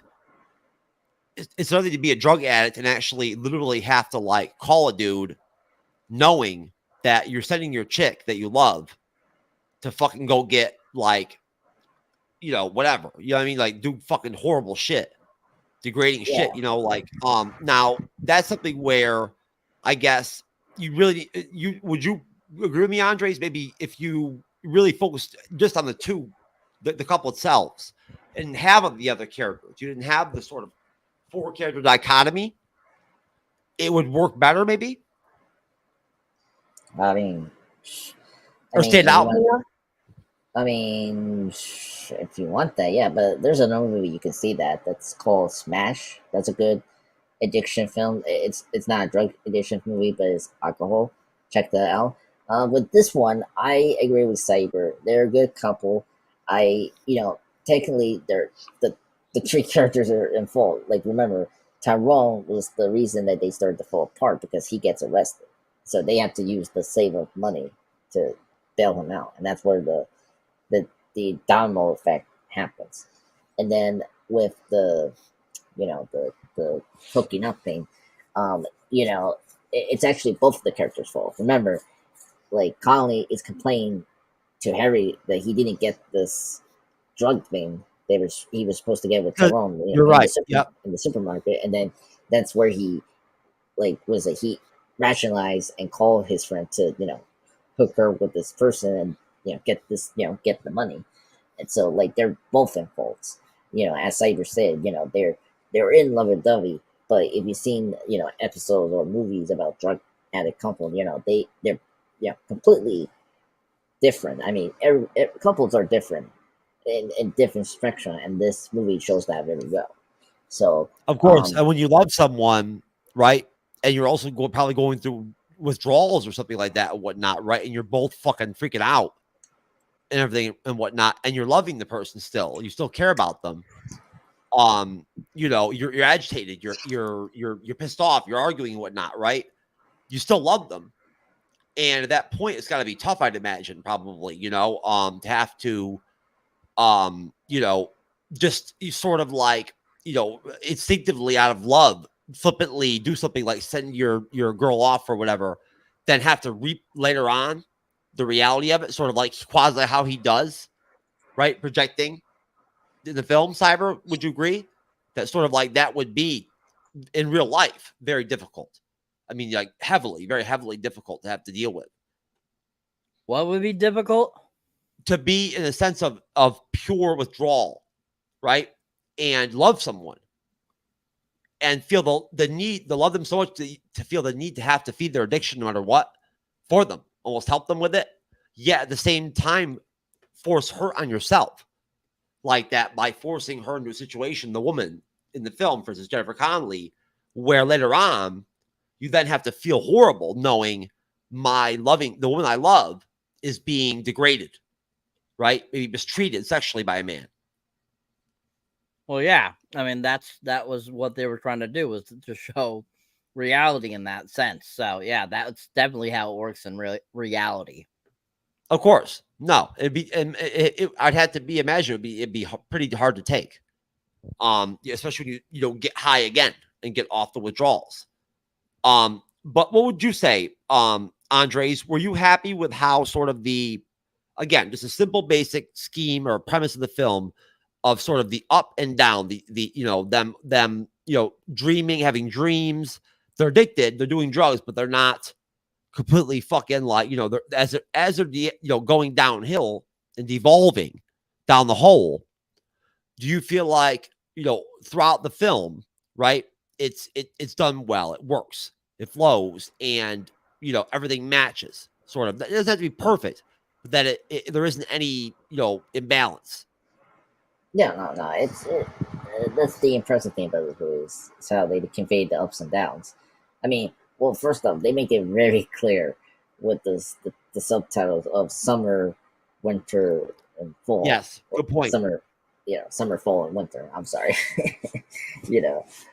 So they literally tell you that, but also you can see the progression of the characters, downfall very easy, with the shots and the imagery and the dreams they usually have is great. And it's also recurring motifs. As I brought up, Harry seeing, Colin's character in the Coney Island um, benchmark, or seeing the mom, seeing multiple times the show that she likes. Like it's there to convey this like obsession that they have about their dreams. So it's conveyed really well in the visuals that they usually show you. So, but so is the music. The music helps you like dive into those like dream sequence in like a very eerie way. The score is just fantastic to like lead you into those scenes very well. Like one scene, it's like very meditative, but then the next scene, it's very like intense, and it's like the score helps you get into that mood of the hectic minds of these characters. I don't think it's like 7 level. I don't. No. No. It's more like it just shows you the human emotions of how these drugs affect them, and like how because remember, with I not the personal, but like when you see drug addicts, like their minds are like all over the place, and you kind of see that with these characters towards the end. Especially with like Harry and Tyrone. Like they're not thinking clear when they're doing their things, stuff like that. So it's conveyed well in the music and the visuals and all that. Well, and that's the thing too about is that Ellen Burstyn's character is hyper focused at first because she's on amphetamine, right? Yeah. And it's interesting because I sort of grasped in the film what was going on with the amphetamine, but that it's actually called amphetamine psychosis. I thought was interesting that that's actually the title of what she goes through. I felt that sort of I don't know. I mean, basically, you have the 3 characters that are all on the same drug, right? And then you have her. And at that point, Cyber, do you feel like that worked in that way? Like, I mean, that they, that balanced well? Like, I mean, the way that worked. Again, if we're going to talk about, the fact that it is a drug addictive movie, did it work well that they just went with the 3 characters again? You think that was planned well? Like, I mean, that they all were on the same thing, right? Did you like the sort of, if anything, a better question, there is sensitive tissue in the movie, which I think is cool. I do. It's loose and then it's strong, right? Would you agree, Cyber, that there is sort of like a, you have some connection to tissue, you have some, some people knowing each other, some some camaraderie and knowing each other and whatnot. Then there's some looseness, right? And there is that contrast in there with that and whatnot. Did you feel like that added a lot to the film, or did it not do that much, or little, or? That didn't matter to me at all for the film. I mean, it all connected. I thought it connected all because it was all the same story. It was all the same 4 people, whatever it was Ellen Burstyn, Jared Leto, Jennifer Connelly, and Marlon Brando. I don't know why you call him Marlon Wayans. I mean Marlon Brando. I don't know why you want to call him that. But anyways, Marlon Wayans. I don't know why I want to call him that. Anyways, because Marlon. The Wayans brothers. Anyways, but yeah, I think that all their stories are very cohesive together throughout the film. They all have connective tissue. Do I think that it made the movie better? No, because it's all the same. It's all about drug addiction. And drug addiction, I don't find it as a very entertainment aspect. I think it's more due for like, a documentary or a movie about, training people to, these are the side effects if you do these things. They're for educational purposes, I feel. When it comes to entertainment, I mean, if there's some drug use in it, I get that. But when the whole film is just about basically watching these people go from high to basically being drugged out losers, that to me just does not find entertainment for me. And, overall, I think that it just, it is what it is. And that's pretty much what I got for you there. Cyber, I'll totally check out that YouTube video you sent me, that band or one not in song. I will after the show. I'll check it out. I will. It seems cool. Now in terms of real quick, I like where we went with that. In terms of the actual characters themselves and their involvement, their connections, they're knowing each other and whatnot, that dynamic, that sort of that connectivity. Did you feel like that again? Did that work in the film? Did you sort of like how they had like some looseness here, then you had closeness there? Was that anything that added anything for the film or took away from it? I think it served its purpose for the film. Those four characters, they all, were connected somehow. Jared Leto to Ellen Burstyn because they were mother and son. Marlon Wayans because he was friends with Jared Leto, and then Jennifer Connelly's character to Jared Leto because they're boyfriend and girlfriend. So, I mean, I don't think it took away from the film. I think they're all very good actors and actresses. And Andres said earlier about Marlon Wayans, he's done some other like dramatic element filmmaking, but mostly he's known for comedy.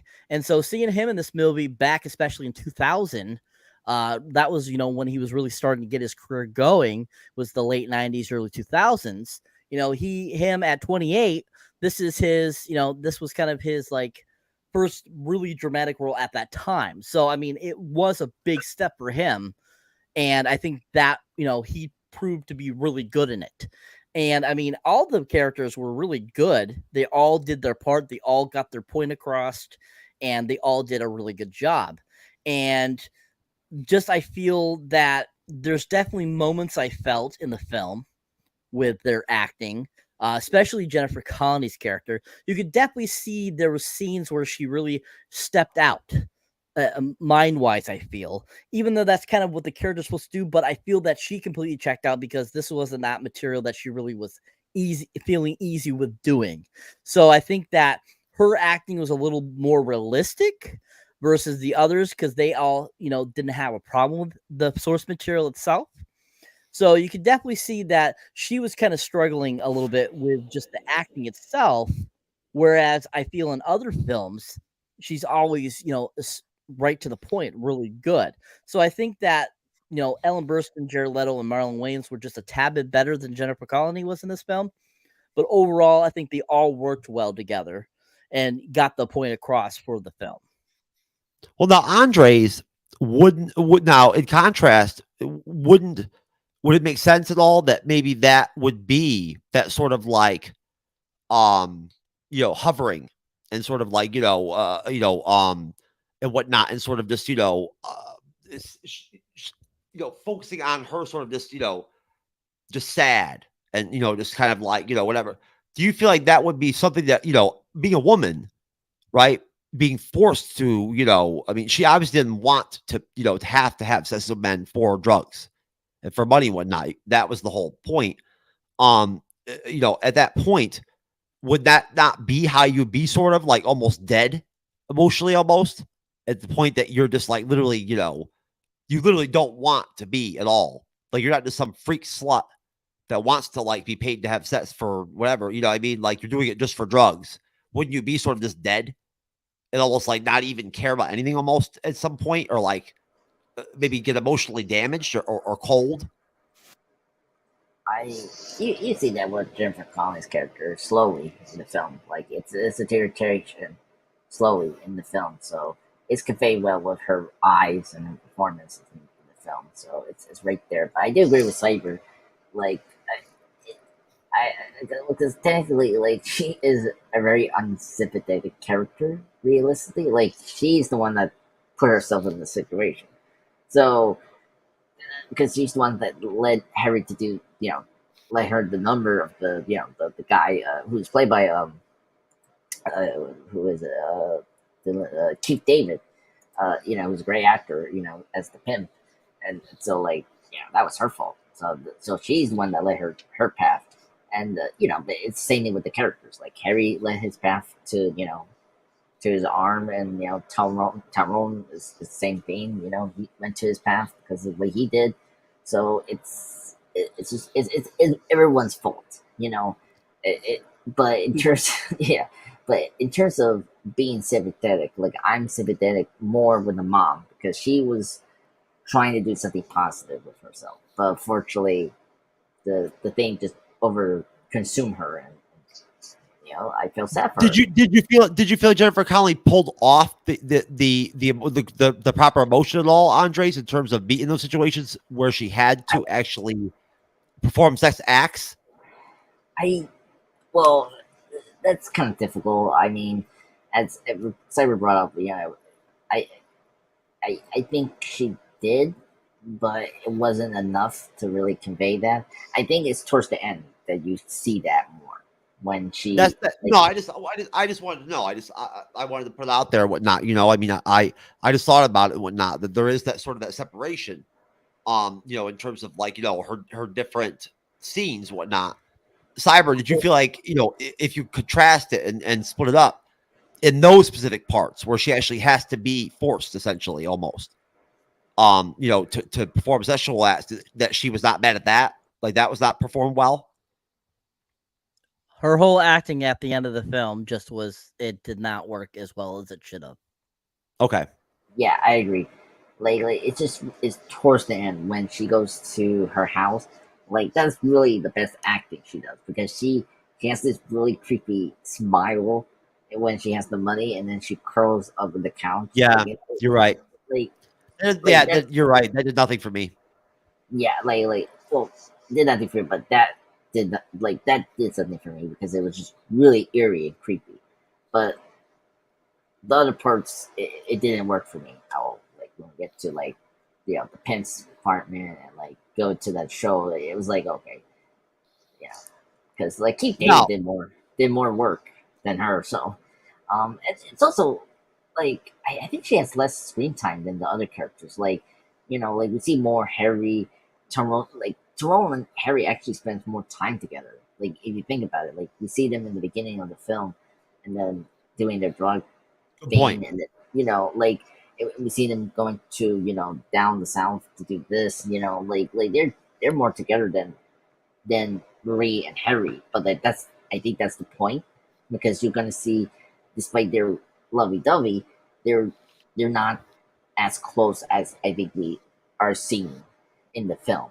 So I think that's intentional, where it seems like Tyrone and Harry are more actual couple, which is weird in this inverse way, you know. Because remember, Harry and Tyrone are best buds, and the fact that Harry. There might have been some partial half in the closet action going. No. Just more more romance, basically, if you want to go that far. I got you. Funny, and then of course, the mom, has a lot of screen time, and so her story is it's very clear and straightforward, and it's great. But yeah, well, probably weakling.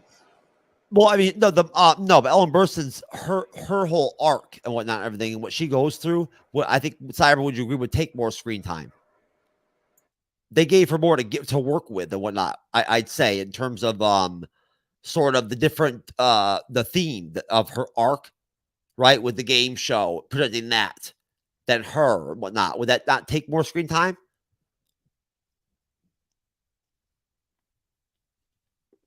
Ellen Burstyn, you mean? Yes. She definitely had more screen time during that final section of the film. I think pretty much up to that point, we had, I think it was pretty evenly across the board who was involved. But I definitely think that her focus was more on that final section of the film. They definitely made sure to focus in on her being electrocuted. So yes, I think that's the only reason why that seems like that, because if you look at the actual cuts and edits of the film, it's pretty basically each or even. It seems to be more because they focus more on that particular sequence. Okay, that's fair. I think so, most definitely. Yeah, it's just the rhythm, it's music, tone, tune has to set up right and runs very smoothly. That's how editing is. So you need to have something that connects all the movie parts, and so that's why the mother sequence of the electrocution is connected, because the music has to sink in these images for you to understand what's going on. You know, and Of this, course, yeah, and there has to be a balance, yeah, right, for yeah, the story, for the story to work. So yeah, yeah, yeah. no, It's like, if you see Dunkirk, you know how Nolan builds up the intensity and the action scenes. I Like haven't it. seen it. Oh my god, I hate you. I remember you didn't see I'll it. see it. Oh my god. Or Oppenheimer. Think about Oppenheimer. You know when they drop the first test Yes. of the bomb? It's like Yep. that. You need to connect it to something, and it's like you're seeing the various people, but you're focusing on Cillian Murphy's character, Oppenheimer, because this is like the moment for him to see this. Is this actually work? You know. So yeah. No, Uh, and honestly, my son loved that. My son actually liked Oppenheimer. He did. oh yeah, I love that. Surprisingly. Yeah, I don't Yeah. know how other kids would be, but he seemed to really like it. He did. Which I thought was cool to see. It's always I think cool to see, a young kid, especially nowadays, appreciate a quality film. You don't really know anymore, like how they're going to take it anymore. We've talked about this before, sort of like, the short attention span deal. That, of course, just how things, the short video content, whatever, being more popular. You wonder, sort of, but then again, we've already seen like my daughter come on, right, and review a film with us and everything and whatnot. And actually, I think Isabella's not the type that's going to like, like go crazy if she's like, if it's something's like really high quality compared to, she's not that type. She's young, but Cyber, that she definitely did not expect the film that we did with her and whatnot, and everything to be as good frequency, to be as good as it was. And that's good to see, I think, right? It's nice to see. I do personally. I'd love to see the young kids appreciate quality films. If anything, I think that's actually something that's very unique now, almost to see young kids appreciate an older film that's good, right? So in general, overall, what do you think? I mean, is this something, as the last question before we do our, sort of our plugs and our ratings? Cyber, do you think that this is a film where if you play this with kids nowadays, right? Say kids, I don't know, I guess in their teenage years, say I don't know, 14 to 18, or say 18 to 21. Does this film work at all with them? No, because they No. are too sensitive and they will think it's a crime against humanity. Blah blah blah blah blah shit. Ugh. They just wouldn't understand because they haven't been taught how to think for themselves and not be force fed everything. So this movie is definitely something that would be considered a PC incorrect film type of deal. So at this time and age, I don't think anybody in their right mind, unless they are, they have been raised by somebody that is not politically correct or not about the hearsays of what society is saying, in the last 20 years. I would say they definitely the ones that would probably watch it and get it or understand it. But for the most part, none of these kids, I think, would understand this film and they wouldn't like it. A.K.A TrueKnowledge, who of course does not force anything on his kids at all. It just lets them find it on their own, right? And they decide on their own whether or not they want to like this or that or whatever one not is up to them. Very much, right? I agree, because I think that's probably why my son, for instance, liked Oppenheimer, right? Why, Isabella does like older music and whatnot and everything, right? It very much is the, sort of the parenting, not being enforced in the PC. But what do you think, Andres? I mean, do you think this is something where, now again, people don't experience things as much anymore either? People don't go out as much, right? It's very much, there's a lack of life experience in general, even negative, positive, whatever. There's just lack of it. So at that point, do you feel like there'd be less connectivity? I mean, I kind of agree with Cyber. I don't know what the generation will say. It really depends on the parenting of the person. But like, to really answer your question, like, can this go well with people? Well, yeah, if you're a movie enthusiast, like if you're a movie critic or like a movie person like me, Cyber, Jeff, or really are, yeah, it will go well with those people if they really want to get into these kind of films. This is the film that many movie enthusiasts like myself will recommend to you, because it's a good way to start seeing Darren Aronofsky and like see what kind of director he is. Like, well, when like if I show my friend like the first Nolan film, of course I'm gonna show them Memento, show him what kind of director Christopher Nolan is. If that doesn't work, I got Batman Begins to show him that and show him like what Nolan is as a director, because a lot of his like traits and motifs are in Batman Begins, the non-linear structure and all that. So it's not gonna work with people that are raised by, like, as Jeff say, the cancel culture, PC world, whatnot. But if you're a movie enthusiast like us, then the film is a good film and you will like it, but not in the way you're expecting. You will like the film because it's a very dark and thoughtful film about addiction and then chasing dreams and all that. It's like very interesting kind of film, in a very deep and psychological way. So, but yeah, of course, yes, and a short attention span type of dichotomy would not play with a film that needs to be played out, no, right, and over time, right? Yeah. No, it just wouldn't work. That effect would not probably work at all, if anything. That dichotomy probably it'd be very unique to find kids that would even be willing to understand that that's the point, sort of, and you have to give it a chance. Right, but again, I mean, seriously, right?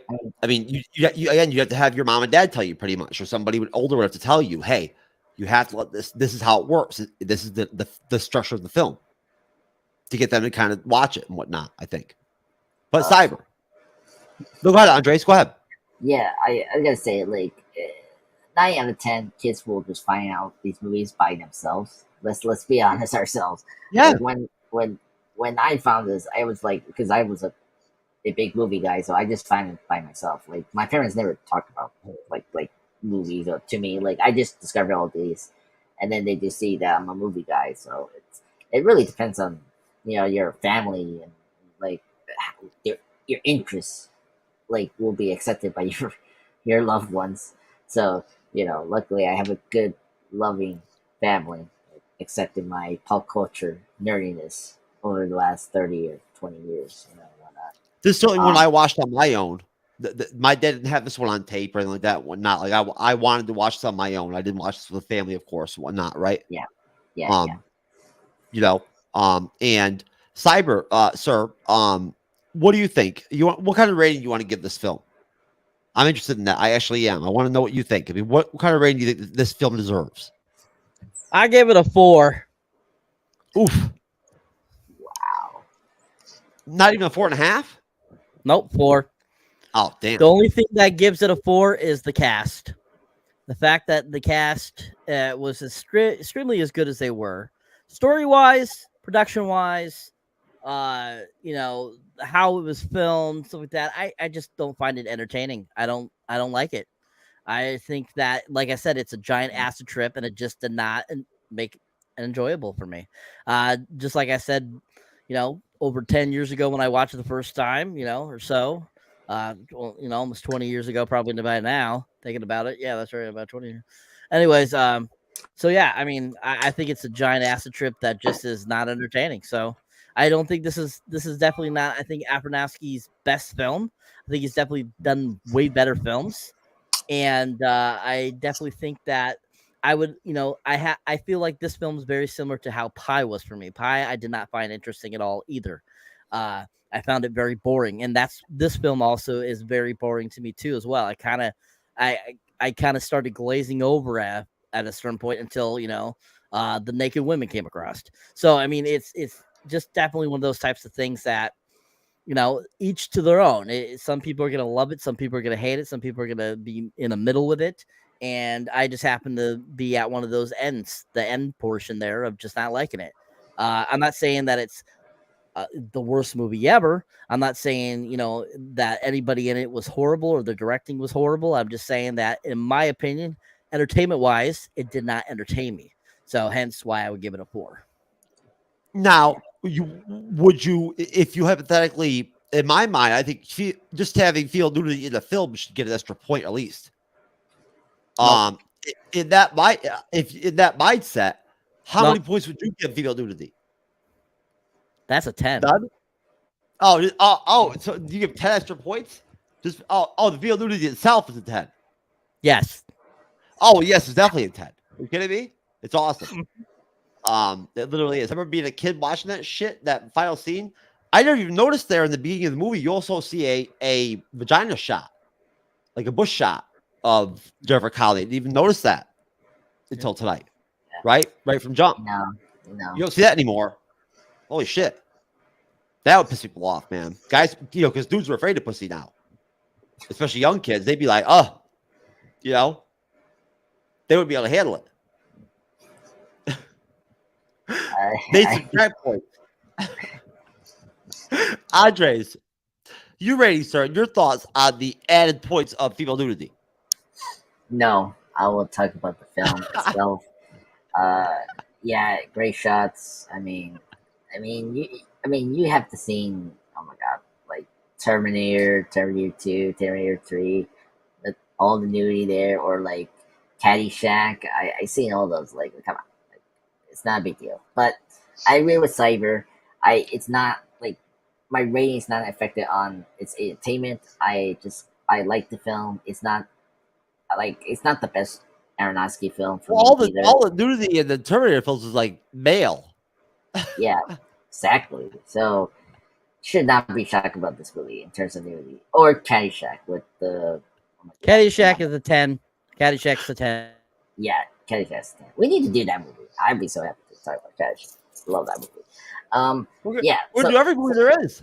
We're all gonna do the time cop dimension eventually. So there you go. Time Cop, the Van Damme film, folks. So just like Saber, like it's a good Aronofsky film, but it's not his best. I give it 8 out of 10. Like, for me, I think it's a really cinematic film. It has great performances. The score is great by Clint. What's his last name? Marshall or Michelle or something like that. Oh god. That's his regular composer for a couple of the films like Pie, Wrestler, and Black Swan. I think the score was really great. The cinematography by his regular EP or cinematographer is really great in this film, but it's not entertaining. It's a dark film. It's very gloom. So like you have to be sort of like be in the right mind and right mood to watch this film. So that's why I give it 8 out of 10. It's my third favorite after Black Swan and Wrestler. I think those two films are the best Aronofsky films, in terms of just like watching them and just performance wise. But yeah, 8 out of 10. It's a good film. I highly recommend watching it, but in the right time, right mood, and just be warned about the subject matter and nuttiness of this film. Of course, it certainly does not fit with the MCU's bleeding edge, without question, because we're it's not bleeding edge enough, obviously. No, it definitely is, but no, I give it probably, I guess, maybe a 7, 6.5, maybe. I'd say. I think you're right. It's not entertaining. It's not really meant to be. I don't think. Right. It's as a point. It's sort of a half and half, isn't it? Sort of like it's supposed to depict real life, right? And sort of entertain you maybe in a different way. Or you get what I'm saying, Cyber. What would be the word? Not you get what I mean. What would be the purpose of a film like this? Well, it definitely is not a documentary, which is what I was saying earlier is what this type of film should be. But this is definitely a drama film, and but no, it was meant to be entertaining. It was meant for entertainment. That's what it was made for. Okay, yeah. By watching the actual, I see the de-evolution or regression or whatnot. I see. No, most definitely. And in terms of, I guess, is this the kind of film that's very going to be novel? Do you see anything like this? I know, again, time passes, but, where we're at now, I guess, last question, Cyber, where we're at now, is this the kind of film where, is there going to be a version? Could there be a version of this kind of film now?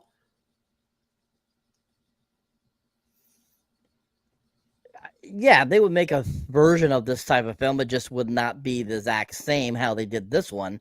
But it definitely, they have made movies like this in recent times. So I foresee, down the road, we'll see more movies that are dealing with the same subject. Spun's also a good drug addiction movie too. Spun. I like that one too. I think that's a decent one. I'm sure you've probably seen that one before. That's a good one. And don't forget, we have to review Don't Be Menace to South Central while drinking your juice to the hood. Speaking of, Marlon Brando, Cyber, right? Because he was in there, right? He just didn't see him. He was, hidden. But no, I'm just kidding. It's a good ass movie though. So guys, I mean, what do you think overall? In general, any differences? Anything at all? Like I did notice the one shot or whatever, but anything different now? Seeing it later on at all? That maybe you picked up now, didn't see that later in the back before? Nope. All the same. Andres?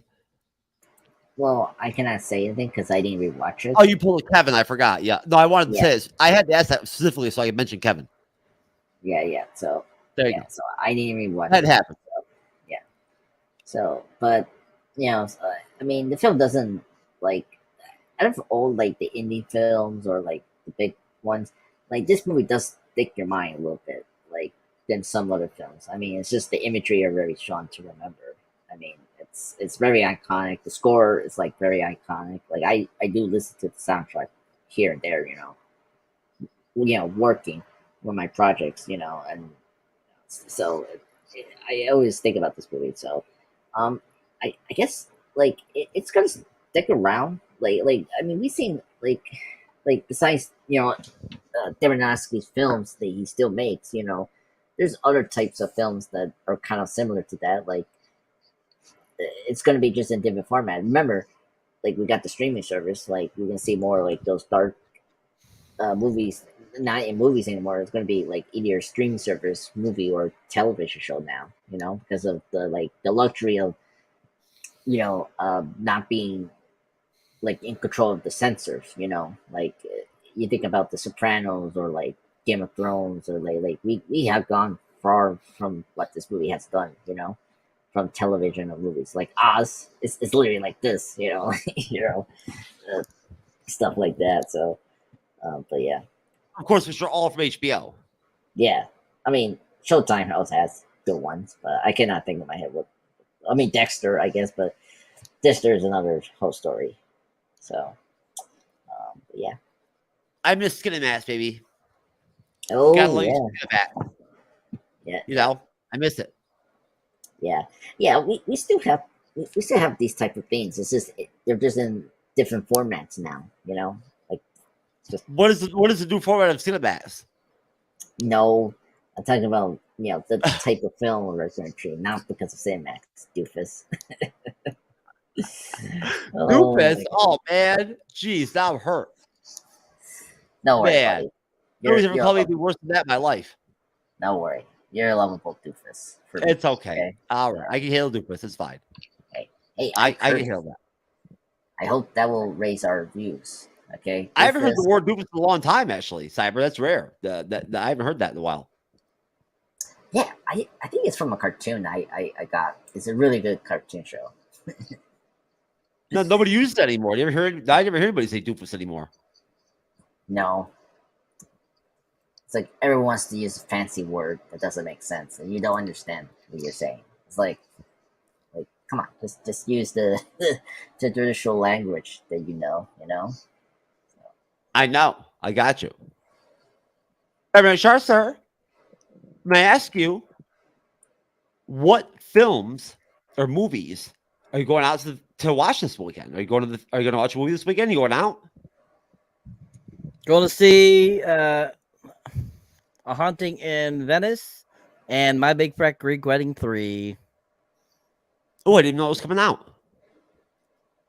Yeah. Excellent, most definitely. And I've got you pulled up already. And Cyberneticshark, sir. Of course, now that I finally have gotten out of my I guess sort of insomnia bout I've had, again recently, whatnot and everything. I am finally going to, and I'm in an environment, thankfully, where I feel a little bit more, freed up and whatnot and everything, and feel more initiative and drive and and energy to finally actually do our giveaways, which is going to be great. I think I'm going to do them tomorrow. And again, they're all going to be through Ahsoka, right? And we're going to do Andres through Daryl Dixon, which, again, episode 1 was great. Loved it. Ahsoka episode 4 was great. Loved it.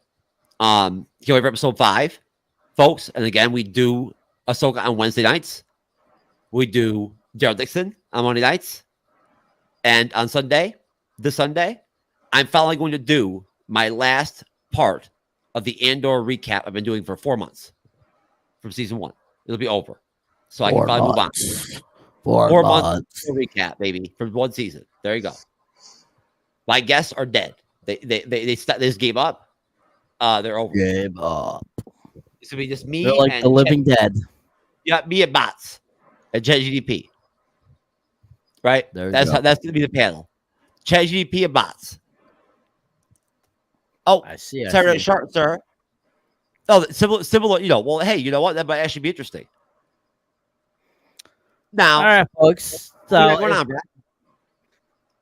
So if you like me here on the panel or like me hosting, definitely check out my solo content underneath Cyberneticshark. You can find me on YouTube, TikTok, Twitter, Instagram, everywhere pretty much. You can check me out. And as you can see there, my most recent film review was Gran Turismo. I just put it up yesterday. Fantastic film. If you have not seen it, definitely go check it out in theaters. It's a really fantastically done film based on the true story of this real kid that playing Gran Turismo on PlayStation ended up making him become a real racer in real life. So definitely a cool story. Directed by Neil Blomkamp, who directed District 9, Elysium, Chappie. Definitely go check that out, people. It's a great film. Check out the review. It's a really fun film. I really enjoyed going to see that. You'll be seeing more reviews up soon. I'll be having some other ones coming up. As you can see there, I just put up a Black Demon mini review today. The interesting shark film. Not the greatest, not the worst, but definitely worth a watch.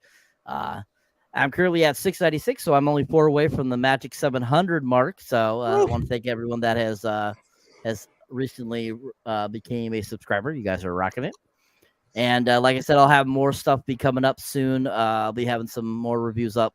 Of course, I'll have reviews on Big Fat Greek Wedding 3 and A Haunting in Venice. You'll be seeing also my reviews on a couple other things that I saw recently, Haunted Mansion and Equalizer 3. So keep your eyes out for those. And like I always say, you ever want something me to mini review, let me know in the comments on any of my mini reviews, asking for if you want to see a mini review of something. I'd be happy to add it. I've had quite a few people ask me to do certain ones, so I'll be doing some Pirates of the Caribbean ones soon and stuff like that. So keep your eyes out, people, and keep subscribing. Let's get to that 1,000 mark and help both me and Andres become masters of our domain. Hell yeah, I want to watch your Roadhouse one. To be honest with you, I want to know what you think, what you thought about it. I'm probably gonna watch it tomorrow and just see what your thoughts were, and whatnot, and everything. I love Roadhouse. Great film. Can't go wrong with Roadhouse, baby. Pain don't hurt. I guess. Last time I said it actually does. At least in my dimension. Now, Mr. Andres, pop culture guy. Sir, which YouTube channel would you like me to pull up tonight? First channel, Andre's Pop Culture channel. I got you, sir. No problem. And then I'll show them the second channel afterwards. So no problem, sir. But plug that channel as well. So, yeah. Aha! There we go. Ooh, cracked 800 mark. Yeah, I know.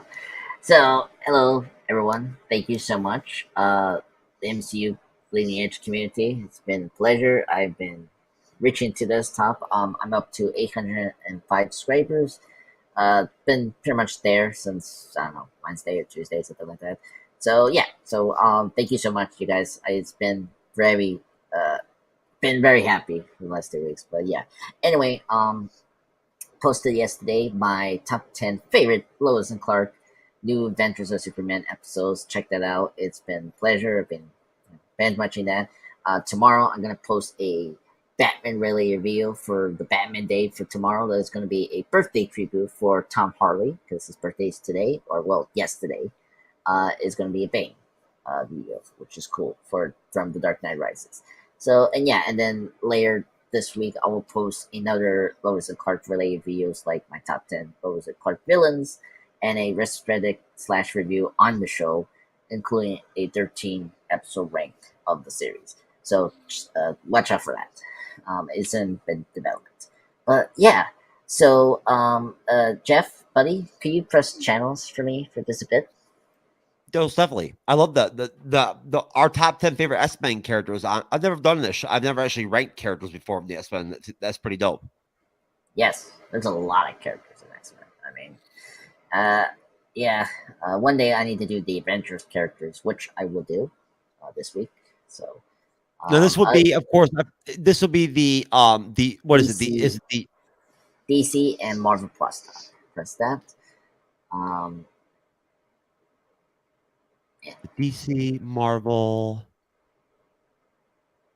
No, this DC and Marvel Plus stock. I apologize. Yeah. No, it's okay. I know we have it right there. It's just because I have the wrong Google pulled up under the wrong, like one of my wrong, accounts, whatever. Oh, I mean, it doesn't That's matter. all it is. Yeah, Plus stock. Yeah, I mean, luckily these searchers, they're like efficient. Yeah, right there. Just press the DC Marvel Plus stock. So yeah, there you go. I subscribe, bitch. Oh, thank you so much. Yes, this is my second channel. DC Marvel Plus stock up to 422 subscribers. So that's good.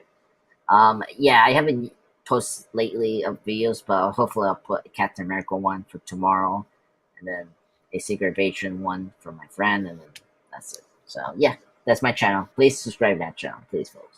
But anyway, thank you so much, MCU Bleeding Edge community. You guys have been rocking. I've been loving you guys. Please support me and Cyber as well. Reach the the milestone soon, towards the end of the year. So yeah, let's go. Hell yeah, and come watch us review of Mallrats on Friday. Right? Next Friday, we got Mallrats. I've never seen it before. So I'm actually really looking forward to it. I've always wondered what it's like. I told you before, Cyber, my first girlfriend, Jessica, back in the day, Bobo, had the poster, right, kind of like, I don't know, right, I think above her headboard or the side of her bed or whatever, whatnot. So of course I saw it a lot when we had sex. Right? God, how dare you call yourself my friend? What, man? It was an age thing. It was literally the fact that I was just young, right? And like literally, I don't know, like yeah, but you've had several years since then to watch it. You're 40, sir. Hello. I know, I forgot. Goddamn, I'm old as fuck, man. Jesus Christ. Hello. How dare you not see the wild? This whole 40s to do 30 shit is a bunch of bullshit, man. I'll hook you up with that. You're gonna like it, sir. It has a lot of funny parts in it. I'm looking for. I told you I'm excited about it, man. Hey, there's other look. I love reviewing a film I've never seen before. I think it's great, right? Mm-hmm. It's fun. It's nice. It gives you something different, a little contrast, a little balance, something different. Yeah. Speaking to the guy that hasn't seen Dunkirk, Logan. I'm gonna see Dunkirk. I have to. I freaking love old like World War I, World War II films, whatnot, everything. I'm gonna have to watch it. I have to. Okay, right? Good. I will. I will. Hey, I've got time. Or it'll be me putting it on the movie chart for us to review, and that will be the day. Most definitely. Yeah, and I wish I could plug it right now and everything and whatnot. I wish I would have thought maybe upload a little bit of the Godsmack fan cam I have from the last concert I went to with my daughter. Great set, man. Absolutely, guys, absolutely killed it at the amphitheater up in Brandon, up in Tampa. Killed it. 2 double drum solo, right? With the bass, with the rhythm section. And they even brought kids up there too. They brought everything cool in. It was great. Thank you, Godsmack. There's my plug. Thank you for fucking rocking it out, man. And earning your fucking pay. Right? It was dope. It really was. I loved it. And the I didn't really know the front the opening bands that much very much, but they were pretty solid too. I've enjoyed them very much. It's been really cool. I haven't done much metal lately or whatnot for a minute, whatnot, and it's been fun kind of with my daughter diving back into it. I love also, by the way, last thing, I love the your especially your background with the eye, Andres. I love that shot. Really cool. Yeah, it's the poster, the other theatrical poster. If you've seen the movie, this is used a lot in marketing sometimes. Seeing the Moon Knight thing of Cyber's avatar makes you think about Moon Knight if they're gonna do the season 2 or not. Not with everything that's going on with the MCU and whatnot. Maybe that's just gonna fall off. That's just gone. That whole freaking concept and whatnot might just. I didn't even think about that. That might be gone. It's unfortunate. It would have been nice to see that. We'll see. We'll see. Isaac was scouting locations last year for additional Moon Knight. So yeah, I know. Yeah, no, you're right. I hope we do. Yeah. Just remember the actor strike is still going. So like right now, Hollywood is just in disarray now. It's like we don't even know when everything is going to be back shooting their regular schedules and all that. So we have to wait when the actor strikes and stuff. Well, yeah, I mean, it'll be interesting to see what we end up getting overall, because there's going to be things we're going to lose and things we're going to get when it boils down to it, right? And we'll have to see. Either way, folks, we love you. Thank you for enjoying our review. Hope we did. Thank you for overall supporting Cyberneticshark individually with his content. Same with Andres, the pop culture guy. Please support the Bleeding Edge in general. We don't really have a goal, I guess, probably to the end of the year, but maybe it'd be nice to hit like 40K subs. I think I'd like that. 50 would be even better, right? That would get us on a chart to maybe hitting 100,000 this year, right? Maybe by half the year or whatever, whatnot. That'd be great. We love that. And we'd be very humble and appreciative for it. We would. And we don't fuck around with that stuff, right? We're just as Bleeding Edge, as we are about, appreciating all of you, appreciating us. Thank you very much. Thank you for everything you do for us. Thank you for supporting us in every capacity. We love you. God bless you. Have a wonderful weekend. Please be safe. Go out to the movies. Have a good time. Relax. Enjoy yourself. We'll see you next time. And take care. Peace.